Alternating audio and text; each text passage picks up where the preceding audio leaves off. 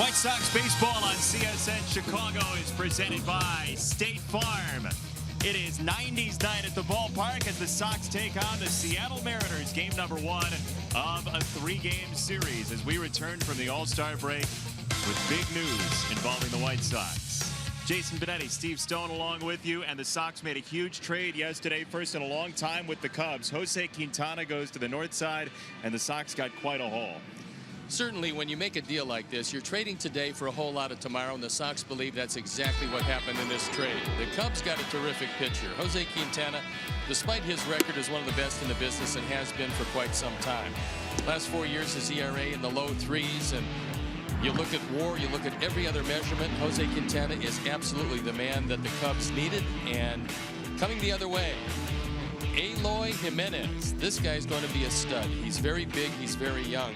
And talking with a lot of baseball people, this Dylan Cease is a guy that could step up and be actually one of the real keys to this deal.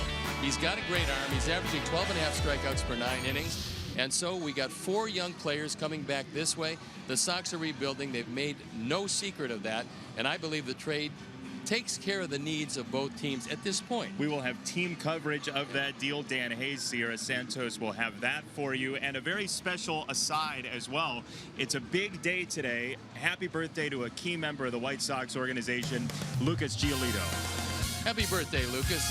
And, by the way, to Steve Stone. Happy birthday, Steve, and we will celebrate along with him.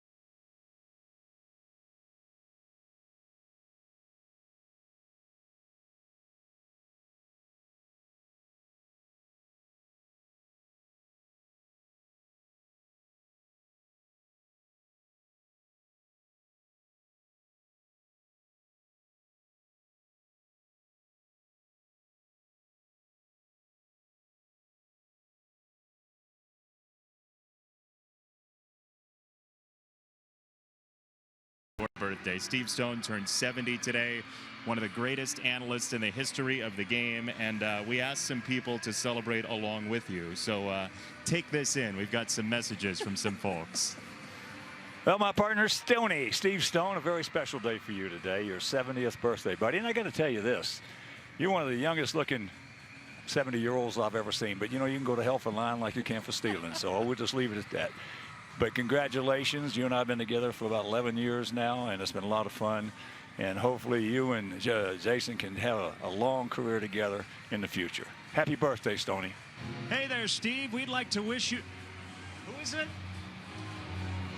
Steve Stone? Sharon Stone. No. Steve Stone. Steve, oh, Steve Stone. Steve, I want to wish you a very happy 77th birthday.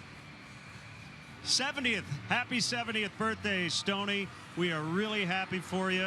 You've had a wonderful career, and we want to wish you the best. We know you're retiring after today, so good luck. I knew it was No, wait a minute. Wait a minute. He's not retiring. No. Not retiring after today. This is not a retirement announcement. This is a birthday announcement. Birthday.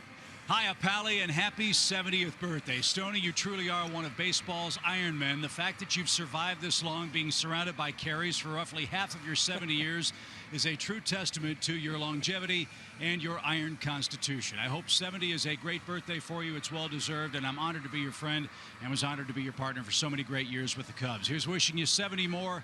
Happy birthday, and we'll catch up soon.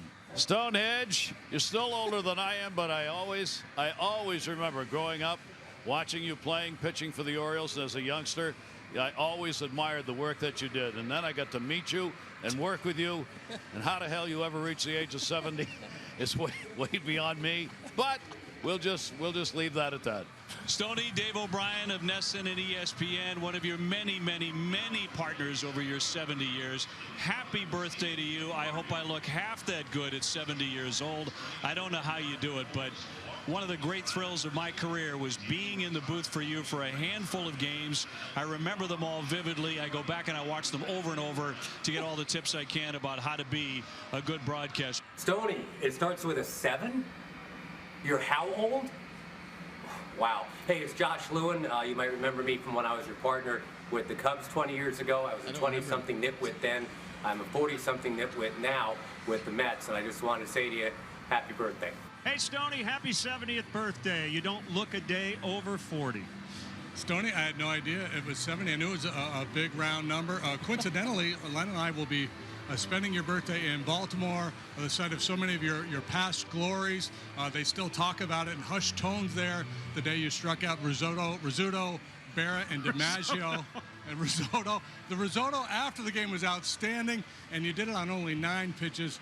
Happy birthday, my friend. Yes, happy birthday. And Benetti wanted me to add a lot of bad words to this birthday greeting, but I am not going to do it. Happy birthday, sir. And have some Benetti with your risotto. Yes. Make sure you have the salad first, because you're getting old.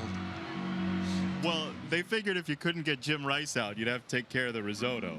Geez, that was something. Well, really, thanks to all those people that pitched in, and I will tell you that had I realized that I was going to make it to 70, I wouldn't have bought him lunch last year because, you know, there's retirements coming up. I'm not sure exactly when, but That group of people, I am just honored to be a part of that group. I'm flattered that you've been so welcoming to me, and I couldn't be happier to celebrate it with you.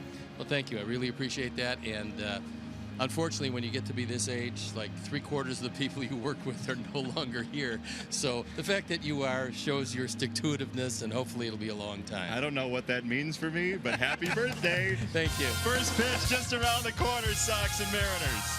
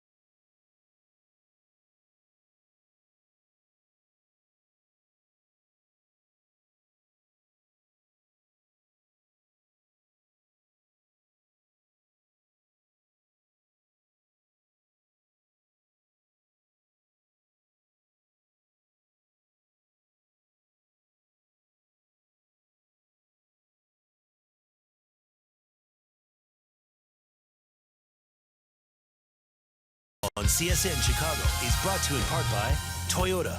Tested, trusted, Toyota. Toyota, let's go places. Blue Cross and Blue Shield of Illinois, through it all. By Lexus, who encourages you to experience amazing. And by Miller Lite, the original light beer. Miller Lite, hold true. Cloudy skies, but a nice night for baseball as the Sox embark on the quote-unquote second half of the season. We're past the halfway mark numerically, but the All-Star break being over, the Sox will have the second half to play in 2017. Here's the Mariners lineup written out by Scott Service. Segura at the top, and Ben Gamble, who's had a magnificent season since coming over from the Yankees. Cano, Cruz, and Seager. Danny Valencia, well-traveled. Mitch Haniger, who's cooled off some. Gerard Dyson, our old not-so-much friend from Kansas City. And Mike Zunino, the catcher, batting ninth. Let's take a look at the defense and how they're going to line up behind James Shields. Melky Cabrera, Adam Engel, and Abisail Garcia in the outfield with Todd Frazier, Tim Anderson, Tyler Saladino back in the lineup. Welcome back, Tyler. Jose Abreu at first. Kevin Smith gets a nod behind the plate. And our Lexus Experience amazing starting pitcher is James Shields. On for his 8th start. He's 2-1. His ERA just under 5. There you look at the numbers. And left-handers have been hitting him pretty well. He has allowed 10 home runs this year, so he'll be trying to keep it down, keep it in the ballpark against a Seattle team that for a while looked like they might have a shot at it, but unfortunately for them, things have not worked out particularly well at this point. The umpires for the game tonight. Phil Cuzzy has the plate. Vic Carapaz is at first base. Mark Ripperger is at second, and the crew chief, Tom Hallion, is at third. So it is the mythical second half of the season after the All-Star break, and we're ready for baseball, and I'm ready to turn it over to my play-by-play partner, Jason Benetti. One final time, happy birthday, pal. Thank you, and thank you for getting together all those folks to say those nice things that you guys paid them for. Yeah, we have no budget left for the second half of the season, but that's okay. We'll get through. Shields against Segura to begin the second half, and there is strike number 1 to Gene Segura, the shortstop, 27-year-old. Who's hitting .349 for the year, on base at .390, and is one of the best road hitters in Major League Baseball. He's down 0-2 to start this. Segura came over from the Diamondbacks, and there you see what he's done on the road. He was a good player when he was with Milwaukee, although not near the player he's been the last year and a half. Hit .319 last year with the Diamondbacks and off to a great start this year. Breaking ball for strike 3, and a good start for James Shields. A 3-pitch strikeout of Segura. Not exactly where James wanted it, but because it wasn't a hanger, I mean, it stayed inside. It was up, but it was biting at the end. It fooled Segura.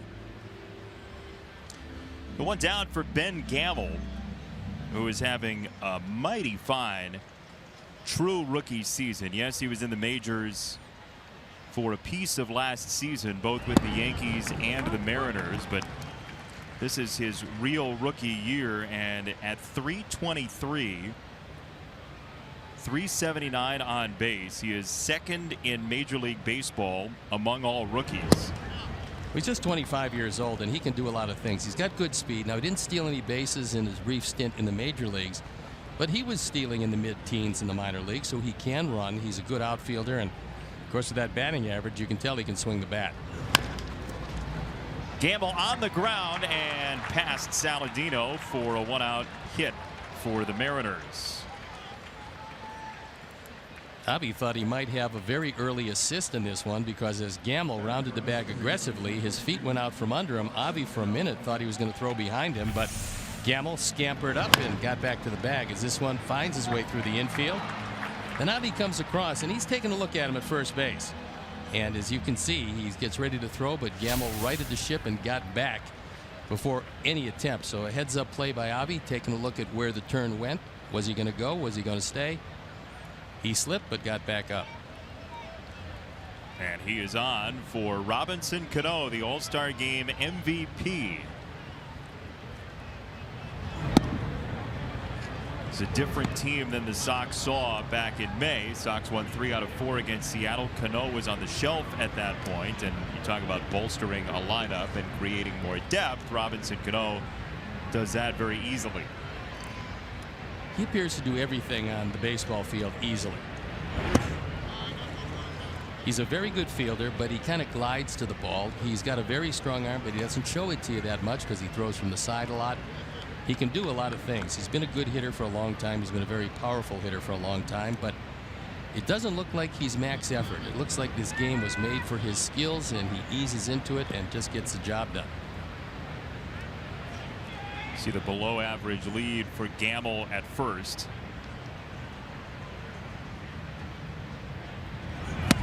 Mariners at 4 under, and as you mentioned, catching the Astros is a pipe dream for just about everybody in that division. The closest teams are the Angels and the Rangers, who are 16.5 back, but Seattle right now is 4 games out of the wild card opening play today. They truly believe under Scott Service, their skipper, that they've got a very good chance to make the wild card, but you can't wait too long. It's ball 4. It gets away. but not far enough for Gamble to think about third base. He's to second on the walk anyway, and 2 on with 1 out for Nelson Cruz. And everybody who was somewhere in the continental United States and maybe some other places already has heard that the first gigantic shoe is dropped with the trade of Jose Quintana to the Cubs and the 4 youngsters coming back this way. That's just a precursor to what's going to happen as we get closer, because with 2 wildcard teams and a lot of teams in the middle of believing they're in contention at least, there's a lot of GMs and presidents of various ball clubs. They're going to go in search of what they can get and find out what the cost is going to be. We're going to see a lot more really interesting trades as we move along, and that's why this particular time of year, the next 2 weeks, very exciting. What you mentioned about all of the teams who believe that they're in contention bodes well for the Sox. So does this. Anderson, Saladino, Abreu, 6:43, and the top of the first is over for James Shields. We'll tell you more about that trade and the leverage the Sox have after this.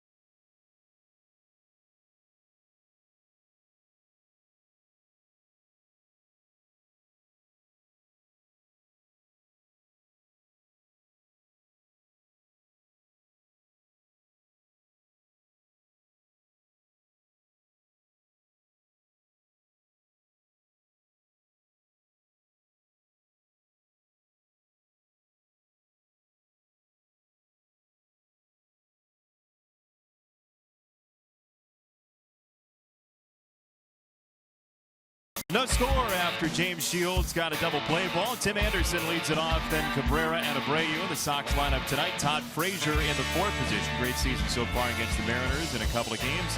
Avi, Davidson, Saladino back for game number 31 of his season, then Smith and Engel. Let's take a look at the defense and how Scott Service is going to line them up. It's Gamble, Dyson, and Haniger in the outfield with Seager, Segura, Cano, and Valencia in the infield. Mike Zunino gets a nod behind the plate. And our Lexus Experience amazing starting pitcher is the hard-throwing James Paxton. He's on for his 15th start. You look at 91 strikeouts and 81 in a third. Pretty much tells you what you need to know. He has walked 30 of them, but he's got a good hard slider and a fastball that tops out in the 96-97 range. More than 10 strikeouts per 9 innings for James Paxton, the Canadian-born left-hander for the Mariners. You talk about that fastball, on average about 95.5 miles an hour. He throws it 65% of the time. But we were talking before the double play ball about the situation the Sox are in going toward the trade deadline, and all of those teams that believe they're in contention, like the Mariners at 4 under but 4 games out of the wild card, allows the Sox to be a capital S seller, as they say, at the deadline. And this is a place teams will come, as we saw the Cubs do, to get some talent to shore up a possible stretch run. Well, you always find a lot of scouts at each and every one of the games. But on the last road trip, there were even more of them around looking at the various pieces that the Sox have and the various pieces they're willing to move, which is in the parlance of Rick Hahn in the front office, make me an offer. We'll listen about anybody, and they just showed you in that deal with Jose Quintana that they will trade with anybody. There was a school of thought said, well, how could you possibly trade with the Cubs? I mean, you're in the same city, you're in competition with them, and a number of other things. And I loved what Rick Hahn had to say, and it was right on point. Down the right field line for Tim, and that's a foul ball. What Rick said was that was the best package that we could get by far. And so why in the world would I turn my back on the best players available for our organization and take a lesser deal just because I don't want to make a trade with whoever it was who made this offer? And of course it was the Cubs. There's a strikeout for Paxton and one away. So I agree with him. You're trying to make your team better. And the one question I think that every GM should ask themselves, am I a better team after making the trade? Rick Hahn felt the organization was much better after making the deal. Consequently, he made it. For the Cubs, they needed a top of the line, a top of the rotation starting pitcher. Maybe not a bona fide number one, but pretty close to it. But they got a guy who can pitch in the playoffs for them. For a long time, by the way. Well, yeah, with the contract he has, that will be a very positive thing for the Cubs. And meantime, the next question you ask after, are we a better team with this deal? The question as you're evaluating the deals is, am I going to be the best version of my team considering the asset I have?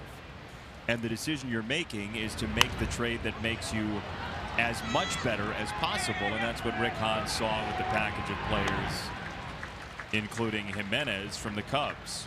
2 down, and let's take a look at our picks to click. Steve, as a birthday present, we decided we're just going to give you Melky Cabrera tonight. You don't even get to pick, so that's your present. Crew leads with Todd Frazier. Davidson is my guy tonight, and the fans go with Jose Abreu.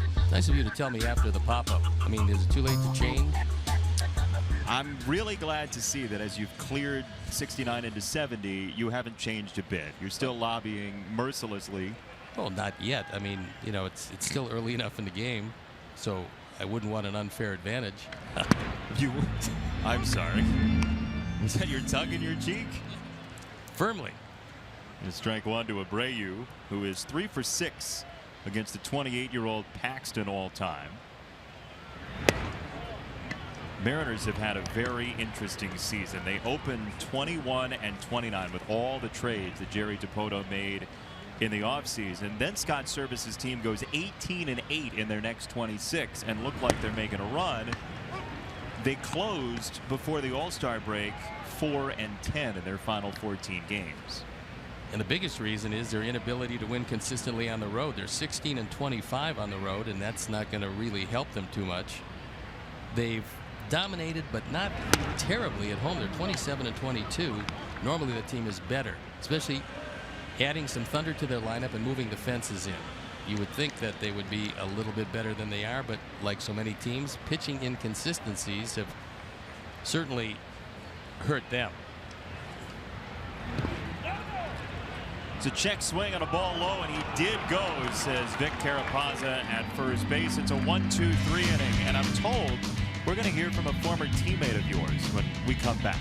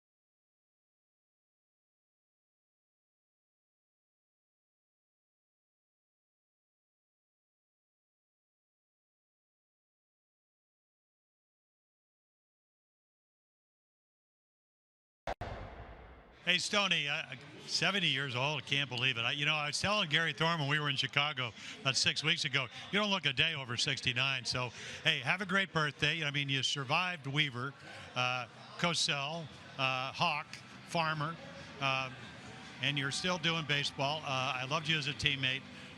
You made me look bad when you won 25 games and only lost 7. I don't know how you did that because that's not easy to do. How about that? Jim Palmer saying hi. Very nice. He was a 3-time Cy Young Award winner on a staff that had 5 of them. 5 awards through 3 pitchers, and of course he had the lion's share. He was magnificent, well-deserved Hall of Famer. White Sox baseball on CSN Chicago, by the way, is presented by State Farm. Yeah, he said you made him look bad when you won 25 games. He did enough for himself, I think. 8-time 20-game winner. Yeah, pretty amazing. Well, here's part of a very talented family.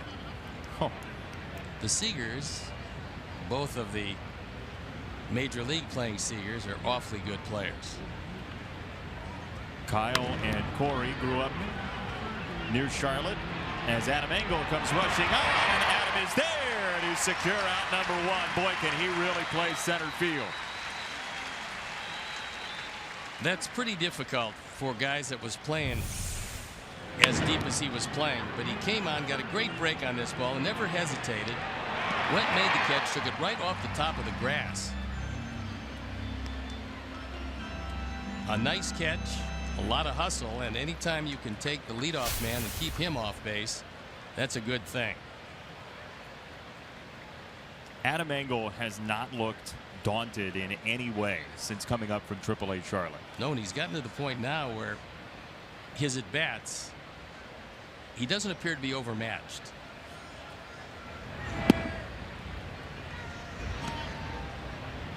Danny Valencia takes ball 1. There was some bad news from the White Sox farm system today. Zach Birdie has a ligament injury and likely, according to Rick Hahn, will have to have Tommy John surgery.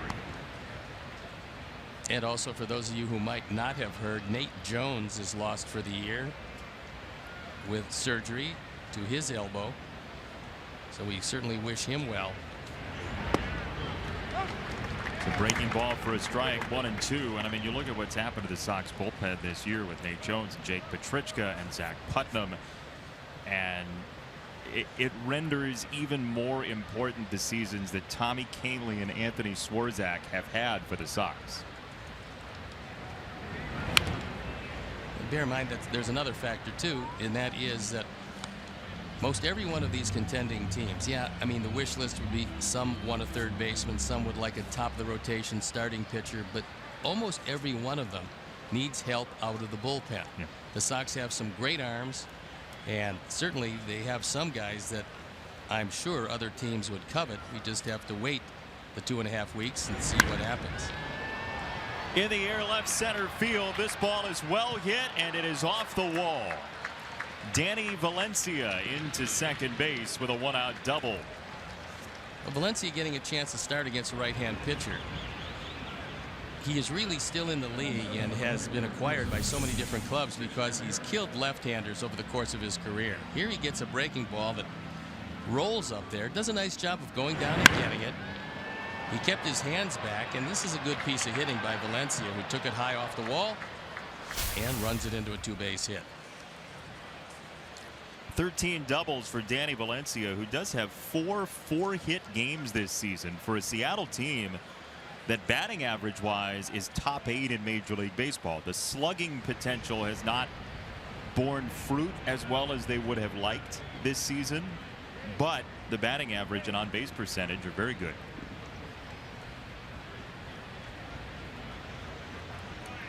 Here's Mitch Haniger, who since coming off the disabled list with an oblique injury has really cooled off after a very strong start.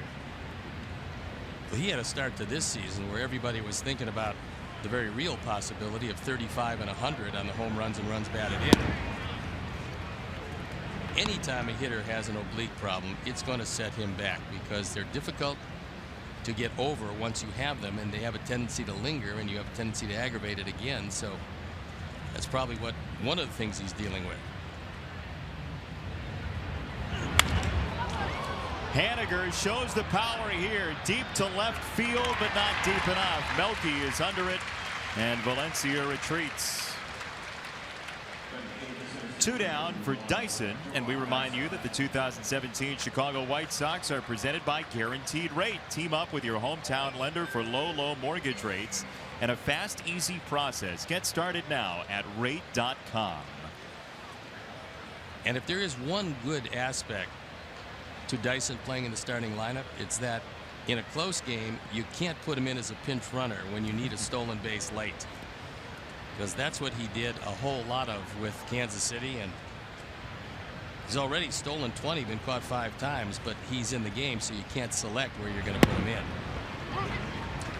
Also, not that you would pitch around him to get to the possible power of Zunino, but with Valencia at second base, you've really neutralized his speed if for some reason he would have taken ball 4 here. Another factor also, and that is because he has very little power. It's a high chopper. Abreu plays pinball off his body and stops the bag eventually for out number 3. Jose, I think, with all the bouncing, gets a free game as well. No score after 1.5.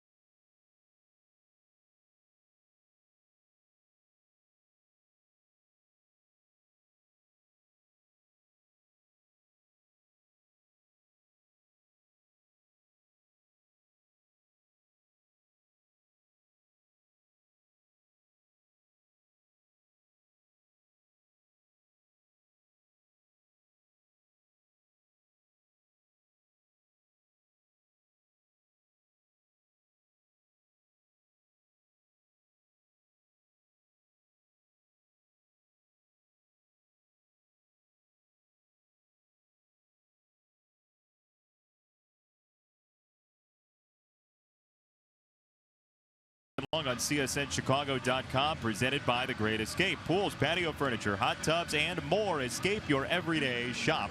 The Great Escape. And that can only mean one thing. Dan Hayes is in the booth. Hi, Dan. How are you? I'm good. How are you guys? I hope you guys had a relaxing break there. Well, it was wonderful, and I know because there's a few things that have transpired, you probably have some wonderful news for us. Yeah, just a little. Obviously, the Jose Quintana trade. And Eloy Jimenez came over. I actually got to see him on Sunday at the Futures game. Large fellow, huh? Yeah, and pure hitter. And hearing the comps out there, I mean, people have been talking about Jed Hoyer actually said it yesterday. Jermaine Dye, and I've heard that name mentioned a few times. Really good people that he's being associated with. So White Sox have a lot to be excited about. Number 5 prospect, Baseball America. Number 8 on the MLB pipeline. So he's got a big future ahead of him, and that probably is going to lead to a lot more trades here coming up. And talked to Todd Frazier about that actually on Saturday in Denver about how weird things could get right now for the guys in the clubhouse, just because you're going to see guys going. And Rick Hahn is a busy man right now. He's been answering the phone all day, and obviously he's got Frazier, he's got David Robertson, a lot of interesting pieces. And so guys were reacting to just where they are. And I think they're very happy for Jose Quintana going to the Cubs and having a shot at being on a championship team this year, but they're also dealing with that reality of losing a loved teammate.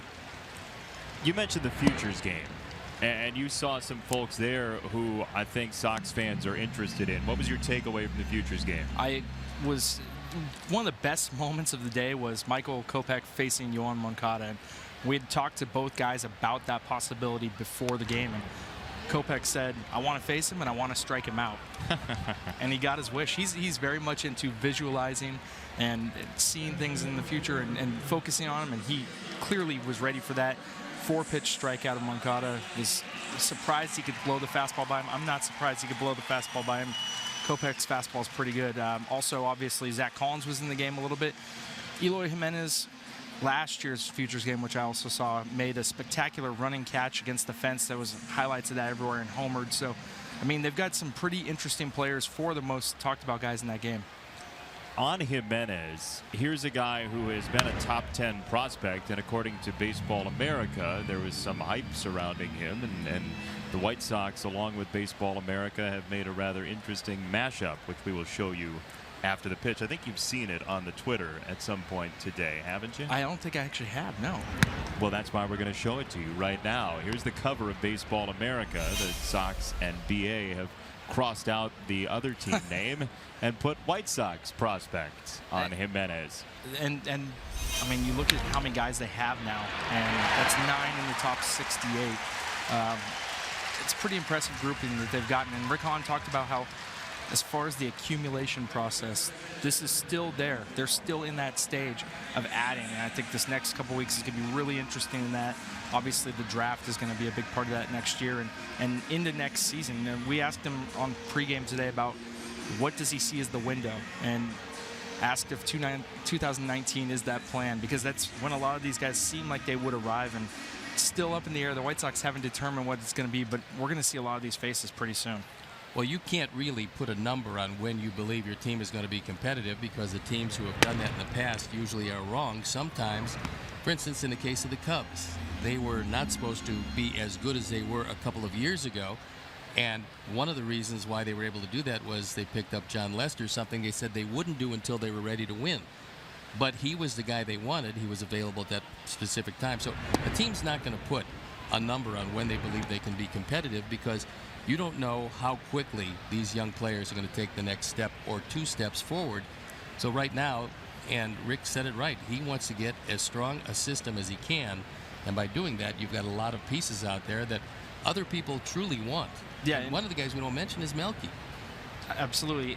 And there's been that kind of feeling that he's owed a little bit of money. Is he a DH or is he a left fielder? And we've seen he can have an impact on the field defensively, but he's still owed a little bit less than $7.5 million, and that's a high salary.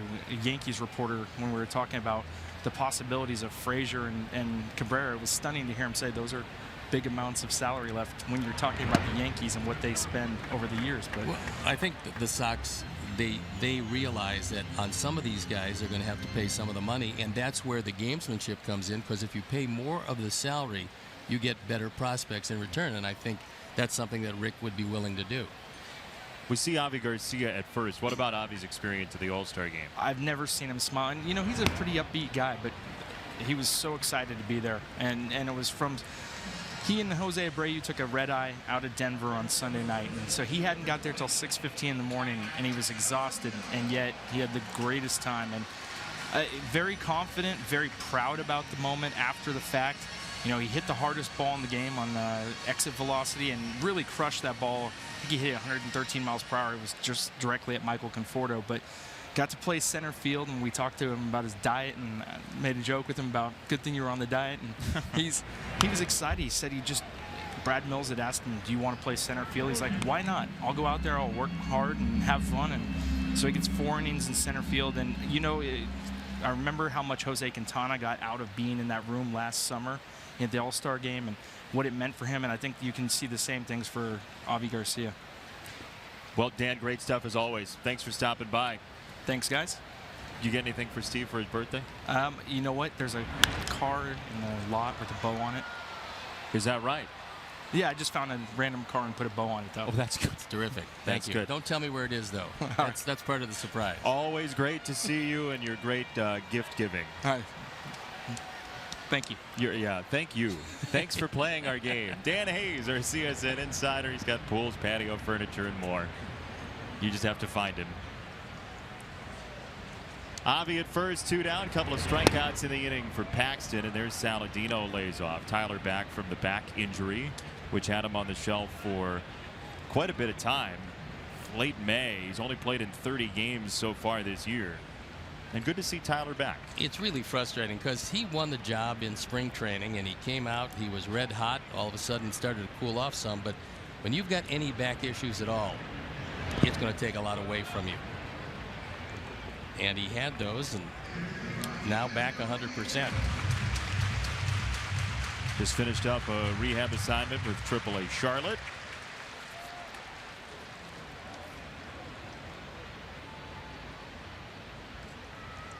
Good to hear about Avi Garcia's trip to Miami in the All-Star game and how much joy he got out of it. A guy who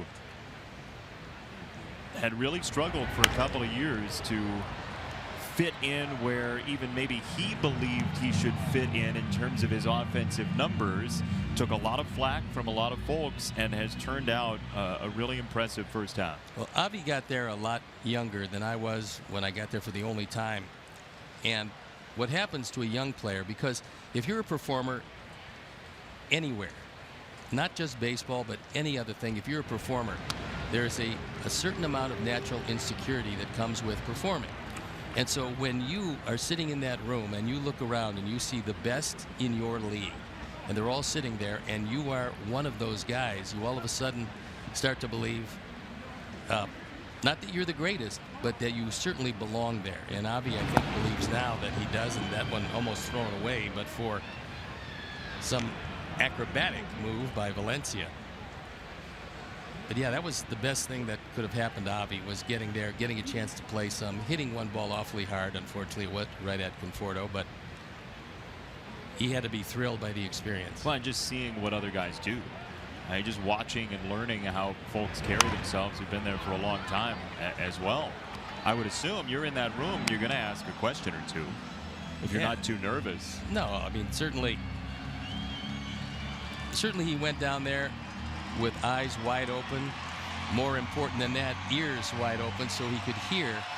And if he was smart, and I think Avi is, he probably did a lot of listening to some really good players that do the same thing that he does.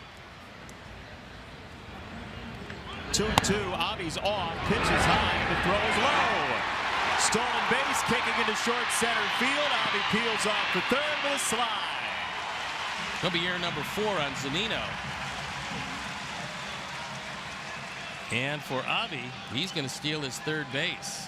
So he's 3 of 5 now as Zunino doesn't keep it in the air all the way.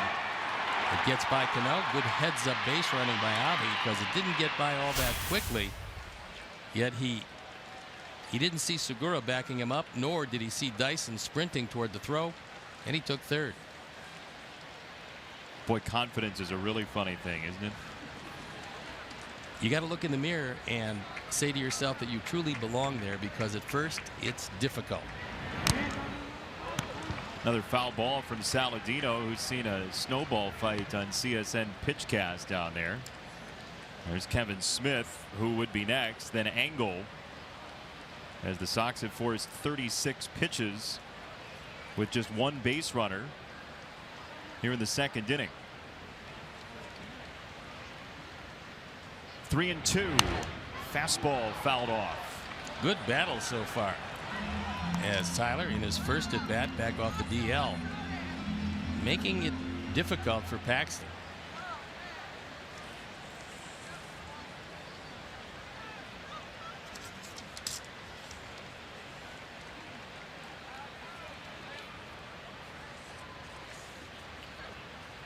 Three and 2. In the air, right field. Haniger's back. He's at the wall. It's a fair ball over the wall. It's an RBI for Saladino, and it's 1-0 Sox. Welcome back, Tyler. Well, what wind there is tonight is blowing toward the right field corner, and it took that ball over the head of Haniger, and it just kept on going. I think Haniger thought he was going to make this play. As it turned out, he couldn't get there. 5th run driven in, might have been 3 bases, except for the fact that it was one hop out of the park. And the Sox have the lead. Welcome back, Tyler.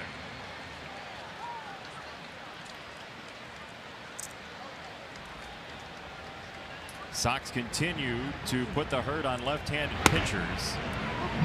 And there Paxton fishes out a strike to Kevin Smith.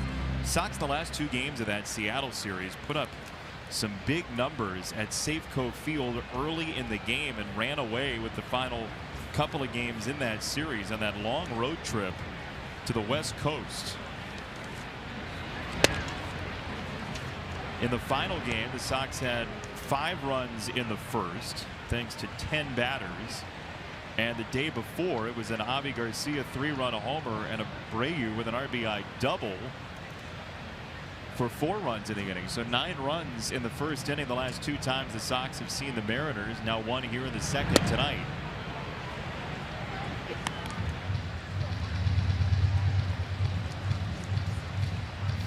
You may have seen, by the way, Avi Garcia, when he came home, the third base coach, Ever Magallanes, filling in for Nick Capra, who had a herniated disc that he had operated on.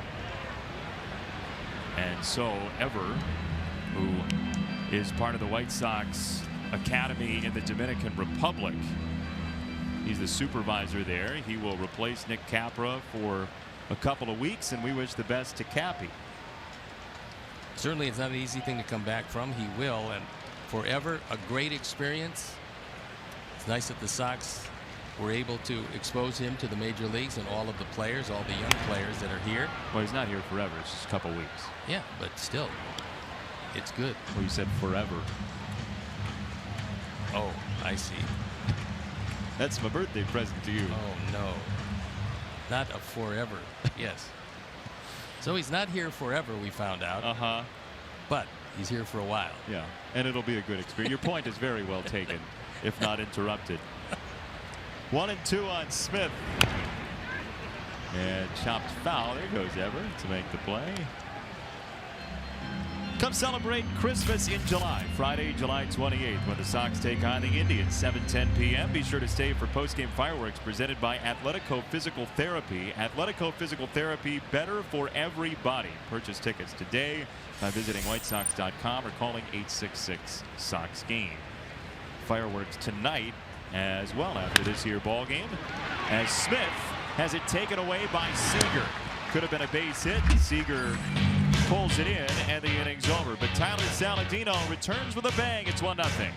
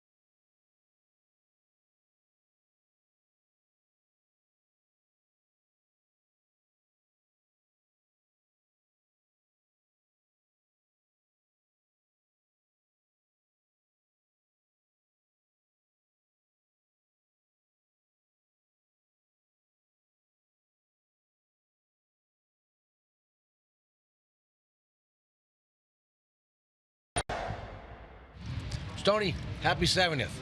Hope you have a great day. You're pain in my rear. No, don't do that one. Stoney, happy birthday. Hope you have a great day. Ricky says happy birthday to you. I have a present for you as well. So evidently every year when you were working with Harry? Oh, the Christmas ham? He sent you a ham, is that right? Yeah, he did. And your response was what? I usually gave it to a friend of mine. Because you can't eat ham, right? You don't well, eat either ham. could he, because he was kosher, and so I would leave it on his doorstep, and then he would have no idea who would leave it for him. So I had read that you had said, well, I would prefer you get me a turkey to Harry, right? Yeah, on occasion. Yeah. So we got you as a crew. We pitched in and we got you a turkey. Oh, and it's frozen too. This is really good. Yeah. I hope this game goes long, because then it'll be defrosted and I can cook it tonight. Happy Very birthday, nice. partner. Thanks. It's awfully nice. Oh, it slipped. Wow, sorry. I can see the headline now. Announcer who rejected fried pickle also rejects frozen turkey. It also says tender and juicy, which I kind of like.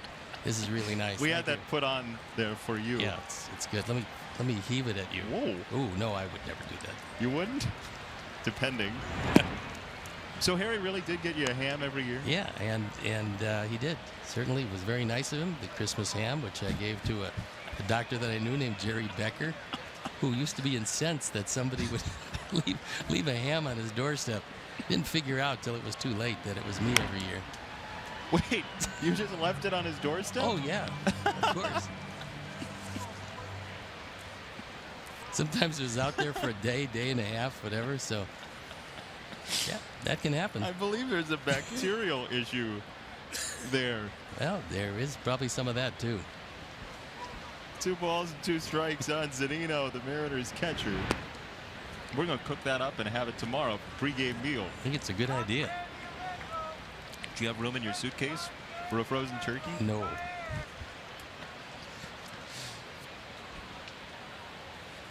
What do you get for the man who has everything? Frozen turkey. Frozen turkey. 3-2 from Shields is down low. Zunino takes a walk, and back to the top of the order, and Segura. Show your team pride with a White Sox checking, an official White Sox MasterCard debit card only available at your local Wintrust Community Bank. So go to wintrust.com/Sox to learn more. Wintrust Community Bank, member FDIC. Got a visit during the break from Mike Wilhelm, Bulls assistant coach. Stopped by to say hello. Nice of him to check in. Hopefully they will have a successful season coming up. You watching a lot of NBA Summer League? I'm watching some of it, actually. You are? Yeah. Yeah. Really? Oh, it's been unbelievable. You love Summer League action. I every chance I get. In fact, I do tape the games to see them again, to break it down and do all that kind of things. Oh, wow. Yeah. Huh. We'll get an update in the 4th on the Summer League from Steve. Give you a moment to think about it. Segura struck out in the first on 3 pitches. Shields so far 2 walks, a strikeout, 2 hits.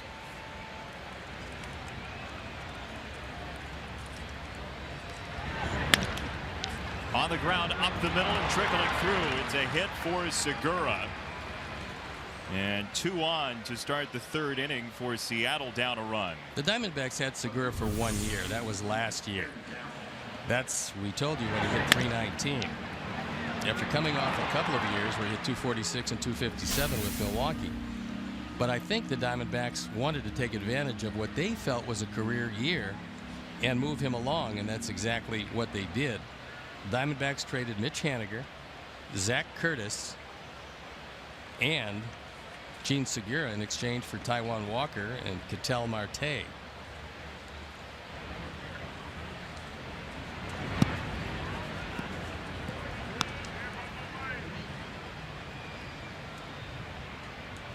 Here's a guy who's really panned out in Ben Gamble.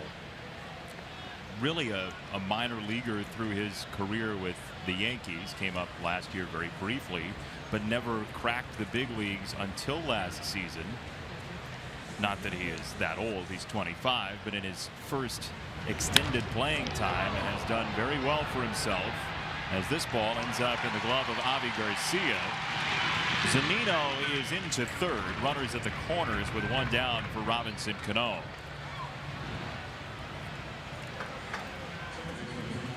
sometimes it's a matter of going someplace where you can get an opportunity. And for Gamble, who's going to be a pretty solid hitter, but not a big power guy, when you're talking about the Yankee outfield, either are a burner, if you're going to play a corner like Gardner, or you're going to hit the ball a mile like Judge. Those who normally play the corner. So a guy that's a good hitter, but not a great power, not run producer. Those guys, at least with the Yankees, probably not going to play, so they decided to move him. And he got his opportunity by coming to Seattle. He'd have never gotten this opportunity with the Yankees, I don't believe. Late August last year, he came over. And you mentioned the Yankees. How about the show that Aaron Judge put on in that home run derby? I mean, it just looks so easy, even late into the night. I think you got the feeling that if he had to hit 25 home runs to win, he would have hit 25. He only needed 11 to win. That ball's drilled by Cano deep to right center field, and Robinson Cano gets it up and out. 3-1 Seattle as Cano takes over the team lead in home runs.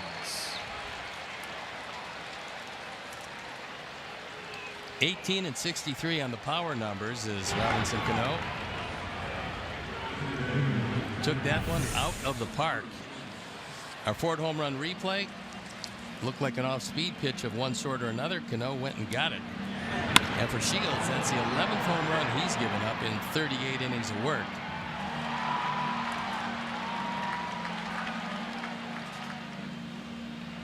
So the man with the really sweet swing, Robinson Cano, hits one out. Again, it looks effortless. I just had the same thought watching the. I mean, it's just easy, and it's the same for Aaron Judge. Honestly, not that they're similar players, but the swing difficulty through the zone is very low.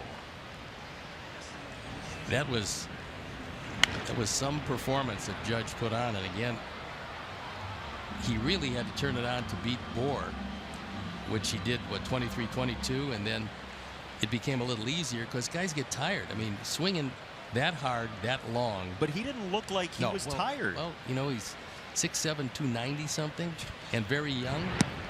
I'm not sure what will tire him out at this point, but certainly the occasional swings in the home run derby was not one of those things. We're talking about Eloy Jimenez, who the Sox just got in that Quintana deal as a big guy, and he is. He's 6'4", 205. But Aaron Judge changes the definition of big in Major League Baseball. There's a rope from Cruz.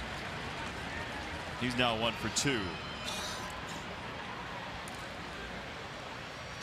One of the things that I learned in talking to a lot of people who are very familiar with the Cub organization, and specifically Eloy Jimenez, they said that as good a player as he is, with the type of upside that he has, what you're going to find when you get him to Chicago is that he is a really wonderful guy.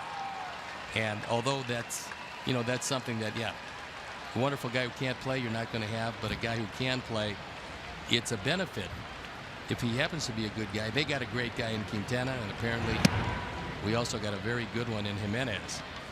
How about reading yesterday just the farewells from Sox fans and from folks in the clubhouse for Quintana? You talk about a beloved both player and teammate. He is top of the list. I think they'll find that out on the north side when he goes over there, and they're not going to wait too long before they press him into service. But they absolutely got the guy that they wanted to get.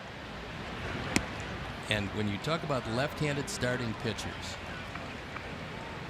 that are not named Kershaw and Bumgarner, you can't find any that the whole package was better than Jose Quintana, both on the field and off.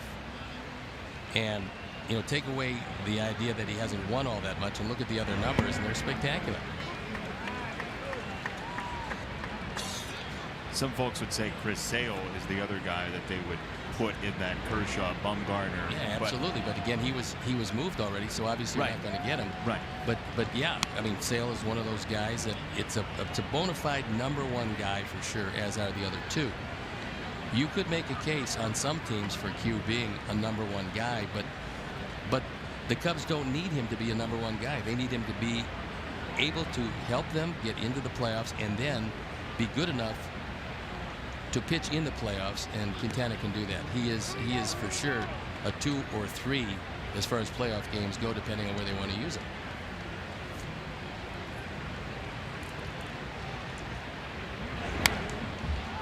Foul away by Seager, who flied out to center field to lead off the second inning. Mentioned the news about Zach Birdie likely needing Tommy John surgery, and while that's a downer in terms of the farm system for the moment, we have seen so much recovery from Tommy John surgery, and if the window truly is 2019 and beyond for the Sox, you would imagine Birdie would recuperate by that point. Well, gone are the days, long gone are the days where Tommy John surgery meant that you were not going to have near the career that you should have had if you weren't injured. But the procedure has gotten so good, and the recovery times have gone down and down, where guys come back and the elbow's better than it was before they got hurt. So hopefully that will be the case with Zach. In the air, right-hand side, Avi was playing deep. Saladino is there in foul territory for out number 2. Join us Friday, August 11th for Rock and Roll Night and Fireworks, presented by Guaranteed Rate, as the Chicago White Sox host the Kansas City Royals at 7:10 p.m. To purchase tickets, visit whitesox.com. Okay, Rock and Roll Night makes me wonder, well, first of all, about that. But second of all, if you could go to one rock and roll show, who would you go see? Would it be like today? Well, even if they're not living, you could go see them. Oh, well, that certainly opens it up. But I would go with one living because they obviously put on a better concert. And I would take, let's see, who would I take? Dire Straits. Dire Straits. Yeah, that would be the ones, because the guitar riffs, Mark Knopfler, outstanding. That'd be the group that I would like to see. How about that? Yeah. You do like a good guitar riff. I do. One of the instruments I did not play, fortunately for the guitar industry, because the rest I played very poorly. Well, I mean, I think it might be good for the clarinet industry that you weren't very good, because it allowed other people to have the opportunity. Frazier to second. Mariners get 3 on the Robinson Cano deep fly. It's 3-1 Seattle, bottom 3 next.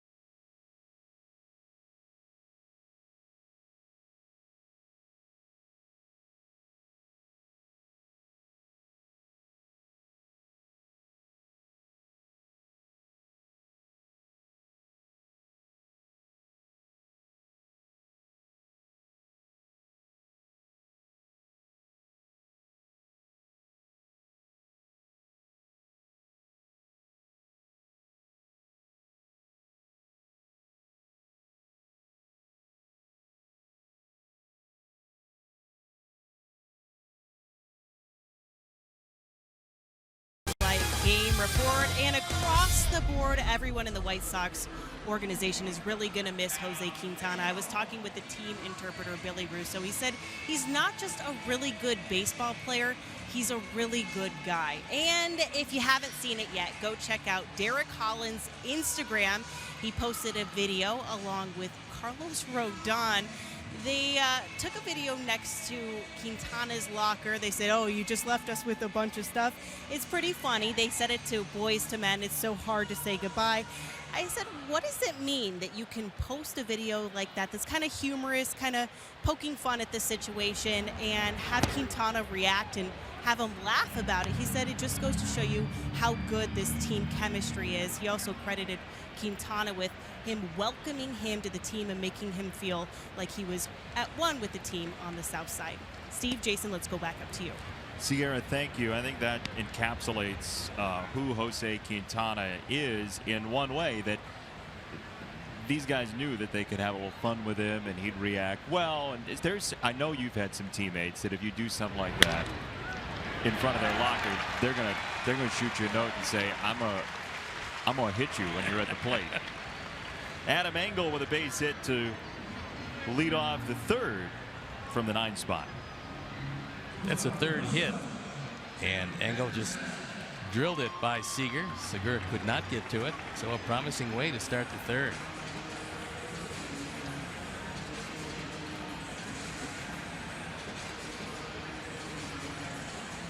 As the Sox continue to accrue pieces with the trade deadline looming, Adam Engel is an interesting tale because he's not exactly the guy that's on your radar initially as a possible starting piece, but then he goes and wins the Fall League MVP a couple of years ago.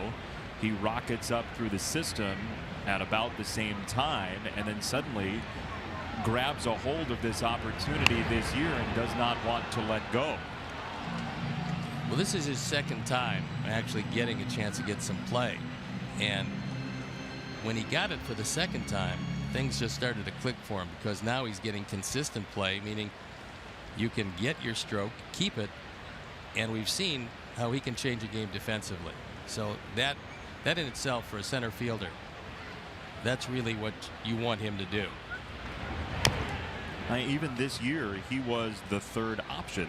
The competition, yes, he was involved, but by the end of spring training, it was, will it be Jacob May or Peter Borges? And when Borges was then traded, it fell to Jacob May. Then Jacob didn't hit near as well as he can hit, because he went down to AAA, almost immediately started to swing the bat and hit it very well. And he'll probably have another opportunity also. But in the meantime, Adams' opportunity has come, and he's shown all the people that you have to show what kind of skills you have. And I think as he gets to know the pitchers better, he's going to hit better. But on the defensive side, there's really not much he can't do.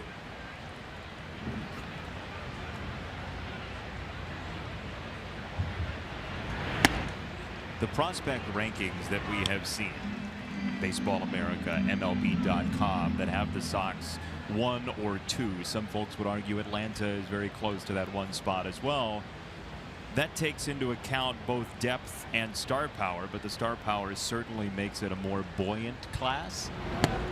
And the one thing, and look, the one thing, when you're dealing with prospects are guaranteed to do one thing.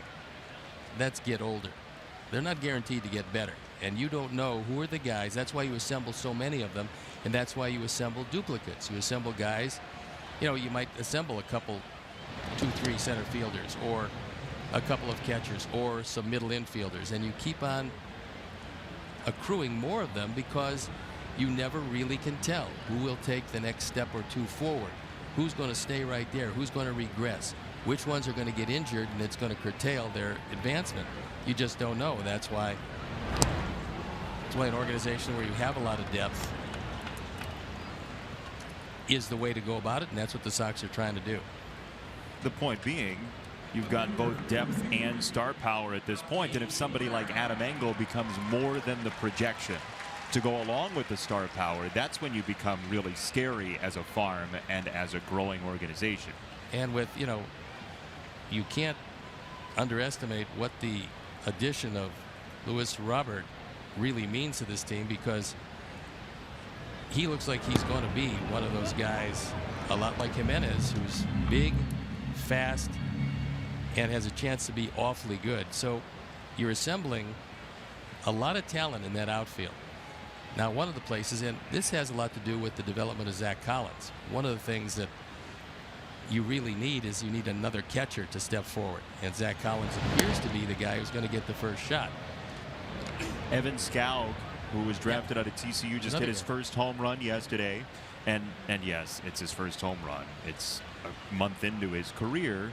But that's a name to watch out for. And Sebi Zavala as well, who's had a very nice season in A-ball so far, is showing possibilities.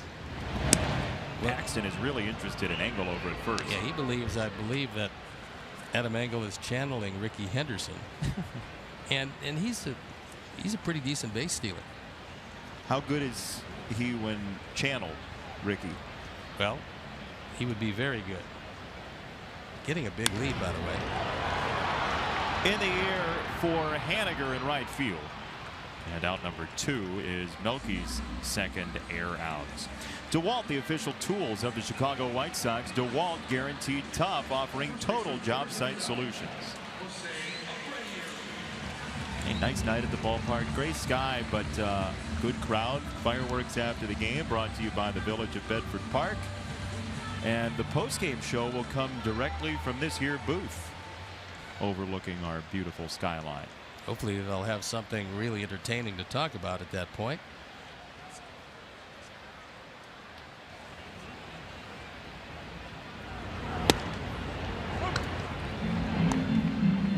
Strike one to Abreu. Jose 6 for 18 that first series against the Mariners with a double and a home run. Sox won 3 of 4 in that series back in May. Part of one of the really long road trips of that first half of the season, with Anaheim, Seattle, and Arizona all pieced together. Sox were just on the road in Oakland and Colorado, where they do have Cracker Jack as well.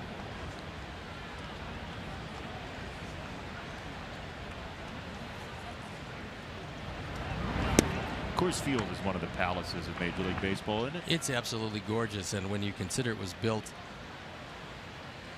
well, it's not a new ballpark anymore, safe to say, but it was designed beautifully. It fits in nicely. It's very comfortable for the fans. They certainly love it. They're drawing, what, 37, 38,000 average, so they've got an entertaining team, and the fans have taken to them.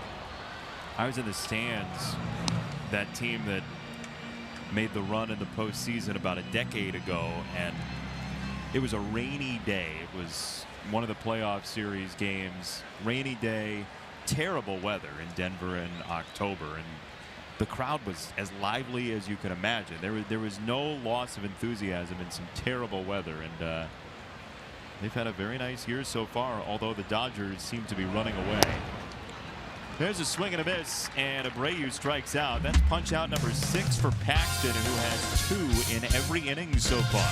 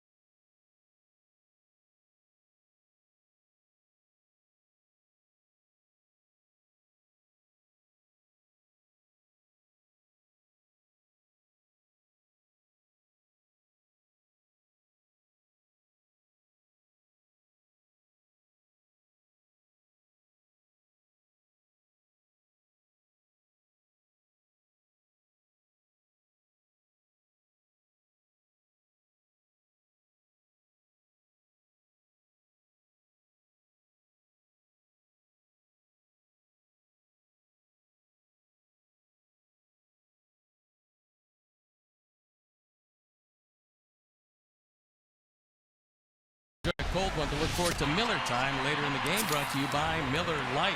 And as you may remember, last time we were with you at home, we were under assault by baseball. So now our sign has actually been changed. It's been 1 day since a ball came into the booth, and we are not grammatically correct at all. 1 day since a ball came into the booth. And we are offering this one to any of you who get it right tonight. Back on July 1st of this year, this ball came screaming into the booth. James Shields to first base, and that could be yours in a Sox Math victory tonight. You can't have the sign, that's ours. You can have the plasticware and the button and the Rubik's Cube and the Jedi Southpaw and Canerico, but I think the real gem there is the baseball that came into the booth and nearly decapitated me. That or the knife and fork that you usually use to have whatever they bring up for you to peruse. I do more than peruse. Yeah, normally wrecking balls don't peruse. You get knee deep in whatever it is. Dyson on the ground. He scorched it, but Anderson's right in front, and quickly 2 down for James Shields in the 4th inning. If you forgot how to play, hashtag SoxMath on Twitter. First correct answer wins a prize off the prize shelf. Number of years for Quintana with the Sox. That includes this season. Multiplied by the number of players the Sox got for him, minus the final digit of the year in which the Sox and Cubs made their most recent trade. Add the jersey number of the Sox All-Star. That's not an easy one. Not an easy one tonight. You got to beat Scranton Sox, who won last time out a couple of weeks ago. It's been a long time since Sox Math. It has been. People are singing ballads about it. Here's Zunino for a strike. Not sure I'd go that far, but they're certainly excited to have it back. You don't know how to play any ballads on your clarinet, do you? No. You can play Danny's song for Dan Hayes next time he comes in. Been a long time. And a little screechy. I could be out of reeds. No, I think you've got a couple more CSN ones remaining. Breaking ball popped up and foul.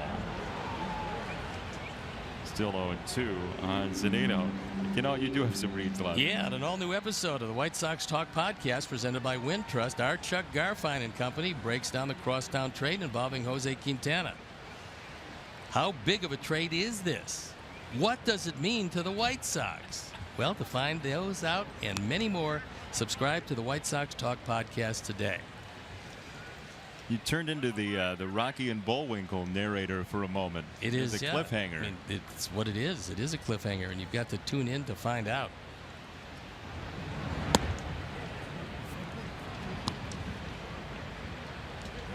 Ball and 2 strikes on Zunino, the 26-year-old catcher for Seattle, 12 years younger than his other teammate who plays behind the plate, Carlos Ruiz.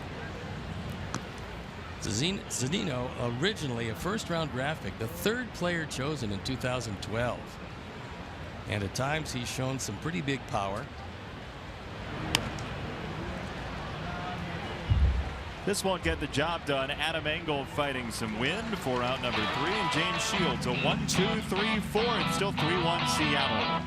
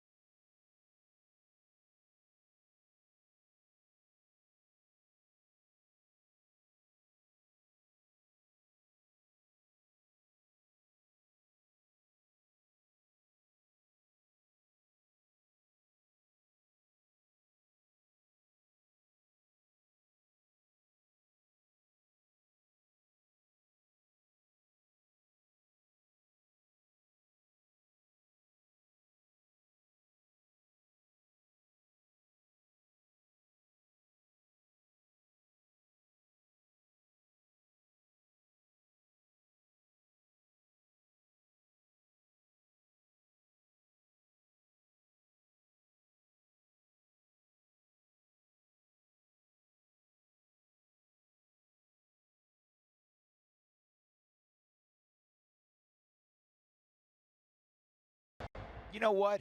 For 90, you're doing super, man. You're outstanding. Happy birthday, Steve, and I always enjoy seeing you, whether it's in spring training or on the rare occasions that the Rockies play the White Sox. Another 30 years in you. Keep going, bud. Drew Goodman, voice of the Rockies. He's having a very exciting team to call this year, and Drew's a nice man, and had a chance to chat with him when we were in Colorado. I was kind of surprised, but he brought his own salmon to the park to eat before the game. Was it Tim? It was very close to it. Actually, Tim probably smelled a bit better than this one did. He brought his own salmon? Yeah, he did. It was one of those things that you do when occasionally you are not enamored with the food presented to the press. That's a little far, don't you think? Bringing your own salmon to the park? Yeah. It just kind of swam right along with him as he went to the park. Oh, my gosh. Can't control yourself, can you? Happy birthday. 2 strikes from Paxton to Todd Frazier, who's 0 for 4 strikeouts against Paxton all time. This will not be a strikeout, but it will be an out very likely. And it is. There is out number 1. Here's your Sox math winner. Quintana played for 6 seasons, times 4 players, 24. Last year was 2006. That's 18 plus Javi Garcia's 26. The winner is Super Sox Fan 79. And the answer was 44. Congratulations to Super Sox Fan 79. You will receive a prize from the prize shelf, courtesy of us. Thanks for playing this lovely night. For the game, I talked with their manager, Scott Service, about Paxton, their relatively young left-hander, and he said, you're going to really like him because he's got a very good idea about how to move the ball around. The fastball is consistently in the mid-90s. And he talked about refining a couple of different sliders. And he's been able to do all of that so far early in this game. It's a really interesting story. Paxton was drafted by his home country team, the Blue Jays. Decided not to sign, but then there was word that the Blue Jays directly negotiated with Scott Boras, which was then deemed to be a possible violation of NCAA rules. So rather than being able to go back to Kentucky to pitch for 1 more year, Paxton decided to go to an independent team, the Grand Prairie Air Hogs of the American Association, pitched there, and then ended up getting drafted, getting signed, I should say, by the Mariners in March of 2011. They got themselves a good one. They use a lot of different strategies to figure out how effective pitchers are. Azabi now 2 for 2. What kind of strategies you talking about? Well, but statistics and using different things to tell you how effective guys are at various times during the course of the year. And one of the ways is well hit baseballs. And you know that obviously if you're able to square it up, you're going to be in pretty good shape. But well hit average just 123 against Paxton this entire season. That's 14th out of 170 qualified starters. So you're talking about a guy that hitters just, they don't see the ball well. It's the most unusual motion. I think the velocity is good. It's not, you know, it's not great. It's not like, it's not Chapman, Chris Sale or Chapman or any of those guys. Yeah. But I don't think hitters pick up the baseball because he has a high 3/4 delivery.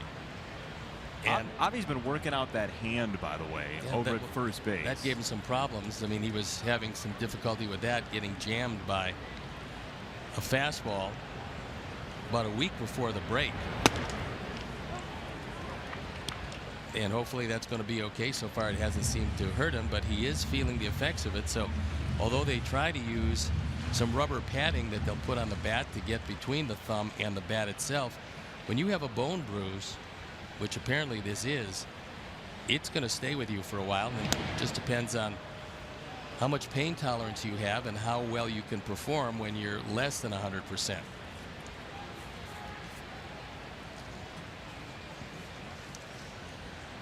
Javi hitting .416 against left-hand pitchers.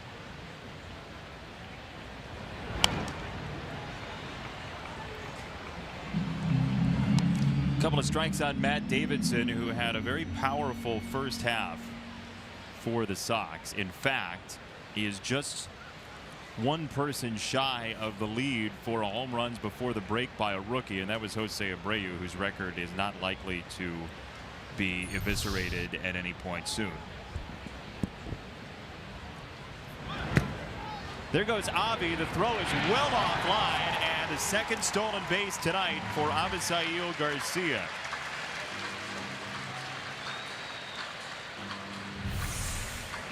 Saladino doesn't get off a good throw.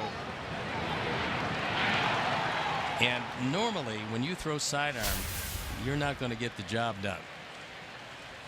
He was lobbing Phil Cuzzy to say that Davidson might have hindered his ability to throw to second base, but that fell on deaf ears.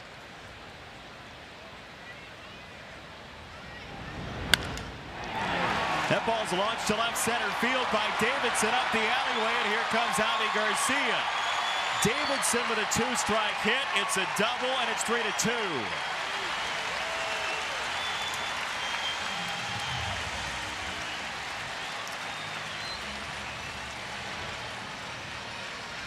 RBI 43 for Matt as he got a slider and weighted back nicely. That's really the whole key to this at bat. The fact is that he kept his hands back, followed the slider all the way, then went down and got it. One thing to move your leg forward. You can still do that if you keep your hands back, and Matt was able to do that. So now Zunino out to talk with Paxton about the set of signs they want to use with Davidson at second base.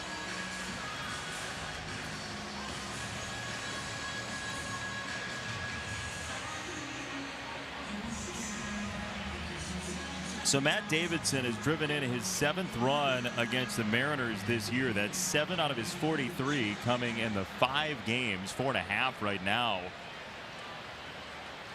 for the Sox against Seattle.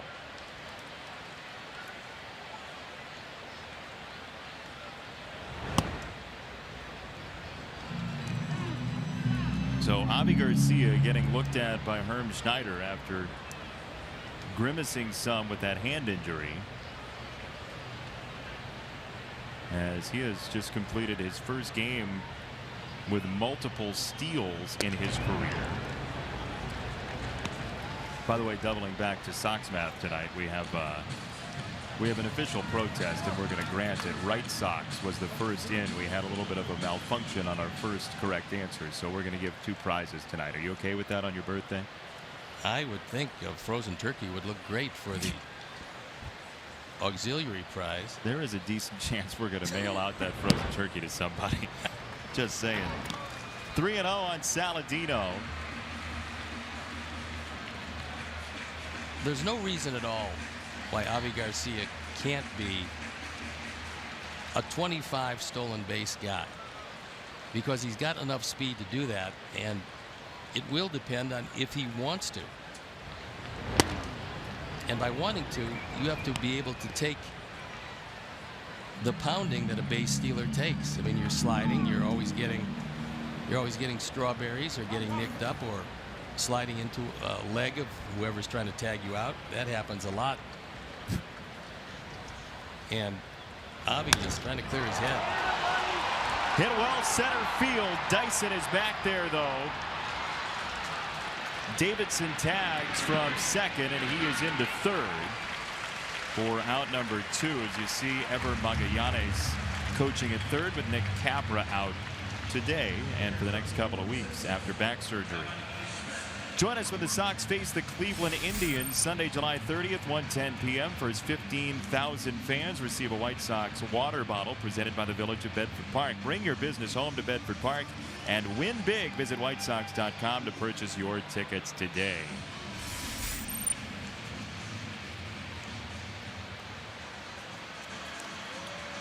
So a little talk on the mound to settle down the very talented left-hander who's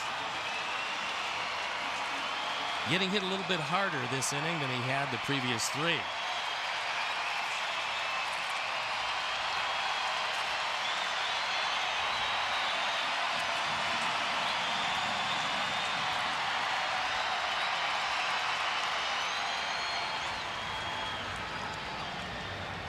So Davidson 90 feet away, and there is a ball high from Paxton to Kevin Smith, who grounded out to third in the second inning. So Avi Garcia has both runs. He's stolen 2 bags, and he's been doubled home each time.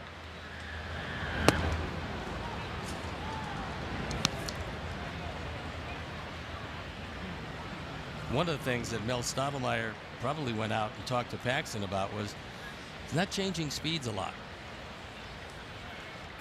When I talked to Scott Service about his changeup, he says he doesn't throw all that many of them, but it's something to think about. To third base, and that is a nifty scoop by Seager on a tough hop to retire the side. So Davidson plates Avi, and it's 3-2 after 4.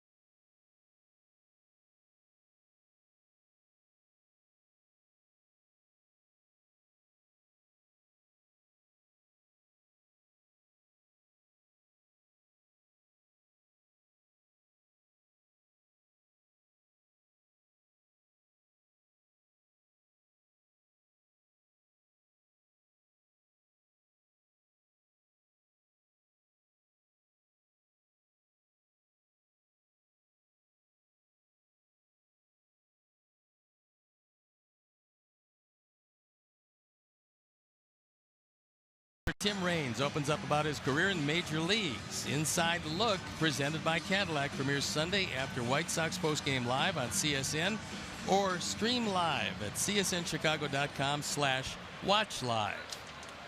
And we'd like to welcome all of our viewers watching on USA Communications throughout central Iowa. Hi, Iowa. In the center. That ball is hammered down the line. And a fair ball into the corner for Segura at the top of the card for Seattle. And this is a leadoff double here in the 5th inning. Gene Segura has become quite a player, and this is a rolling breaking ball that stays in the middle of the plate. No chance at all for Frazier. It's rifled down the line. Tom Hallion with the casual call. Oh, we have a guest in the booth. Oh, my. Southpaw's here. Oh, you're the best, Paw. Southpaw is here. Look at this. And look at this. I have a, well, maybe 200-calorie cake here. That's about it. Very nice. Thank you. Happy birthday from the Paw here. Yeah, that's beautiful. that's Very nice of you, Paw. Thank you, Paw. We appreciate it, certainly. And come again when you're not so green. What? Oh, he's got a present for you. A present also? Wow. Wow. Wait, it's for me? Oh, no. Oh. I'll trade you the cake for the present. So I'm going to, okay. I see. I'll take the cake. Oh, doesn't that take the cake? That takes the cake. Oh, boy. No. Yes. Thanks, Southpaw, for setting up our jokes. This is really nice. So, you want me to open this? Yeah, please open it. Ooh. Okay. We got a pitch. Hang on. Don't take it out of the box yet. It's a frozen turkey. No, it's not. No, it's not a frozen turkey. It's a box of something and a certificate of something. Open this first. Okay. So it is. Aha. How many people can say they have one of these? What is it? No, I'm going to tell you. How many people? No. It is a picture. Oh. Of the Paw. It's a signed picture. Yeah, that's something. How about that? On the infield to third. And one away here in the 5th. This is great, and you know, you're for the dental industry, you're terrific because it says don't be afraid or don't forget to brush your teeth after eating, I guess, that cake. The whole cake. You have to eat the whole thing. I would like to see you hold that for like another hour or two. This is a little heavy, Pa. It's a large cake. What did you put in it? Rocks? Oh, and it's this rocks. is the reason. Oh, many assorted toothbrushes, and they're green. This is and green pencils. Very nice. How about that? Yeah. Thank you, Southpaw. Paul. Appreciate it. Coming through. Very I'd shake your kind. hand, but I am holding dessert. Wow. And a card to sign. And a card. All kinds of stuff. This is terrific. Thanks, Pa. Nice to see you. A man of few words. Do I hold the cake? Yes, that's the thing. The whole half inning? No, for the rest of the game. Oh, is that right? Yeah, then we'll get to Do I win a car if I hold it the whole time? Yikes. This is on the ground, right side of the infield. Saladino in position, and there is out number 2. Southpaw, they're the finest. Southpaw joining us here in the booth for Steve Stone's 70th birthday. Thank you. Always a pleasure.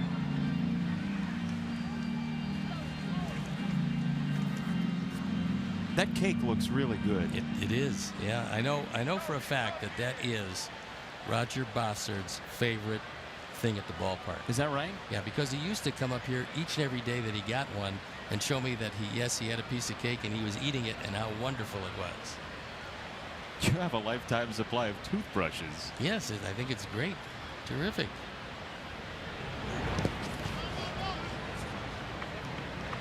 I could understand Southpaw wanting to give them away because he has no teeth. Right. So, yeah, if you're going to be overloaded on something and you're a southpaw, you probably don't want it to be toothbrushes. That's it. Well, very nice. Nice picture of you and the paw from earlier this season. It was a beautiful picture.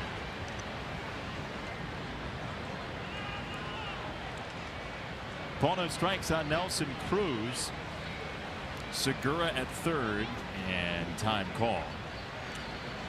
Only runs for Seattle came across on one swing from Robinson Cano, a 3-run homer in the 3rd inning. In this first game after the All-Star break, as that ball bounces away, and here comes Segura. He scores, and the Mariners take a 4-2 lead. That is going to be a wild pitch, and it's going to be just the second for James Shields as this one gets away.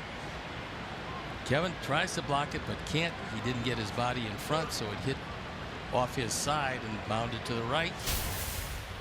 And Segura scores easily.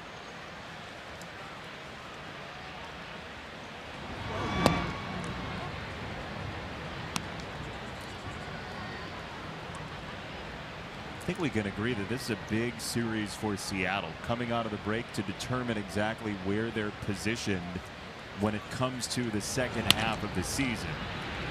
As Tim Anderson scoots over and throws on the go for out number 3. But the ball that gets away gets a run for Seattle, and it's 4-2 halfway home tonight.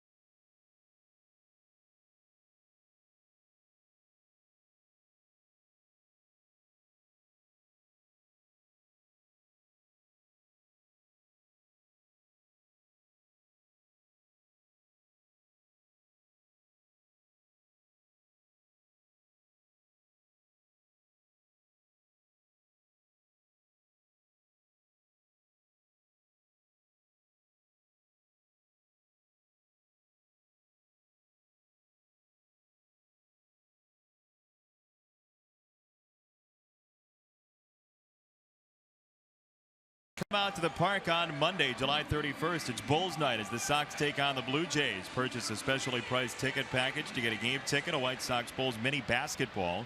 Those are nice, and a chance to watch BP before gates open. Visit whitessox.com/Chicago Bulls to purchase this specially priced ticket package. So the Wild one makes it 4-2 Seattle here in inning number 5. And Adam Engel bounces this ball foul. Adam 1 for 1 with a single to left so far tonight. But we were talking before the break about the Mariners and how important this series might be. You don't want to overvalue one series specifically, but there are decisions before the All-Star break. You have to say, are we going for it or are we not? Yeah, for Jerry Dipoto and his staff, it's important that they at least hold their position and preferably get a little closer in the wild card race as Engel goes down on strikes.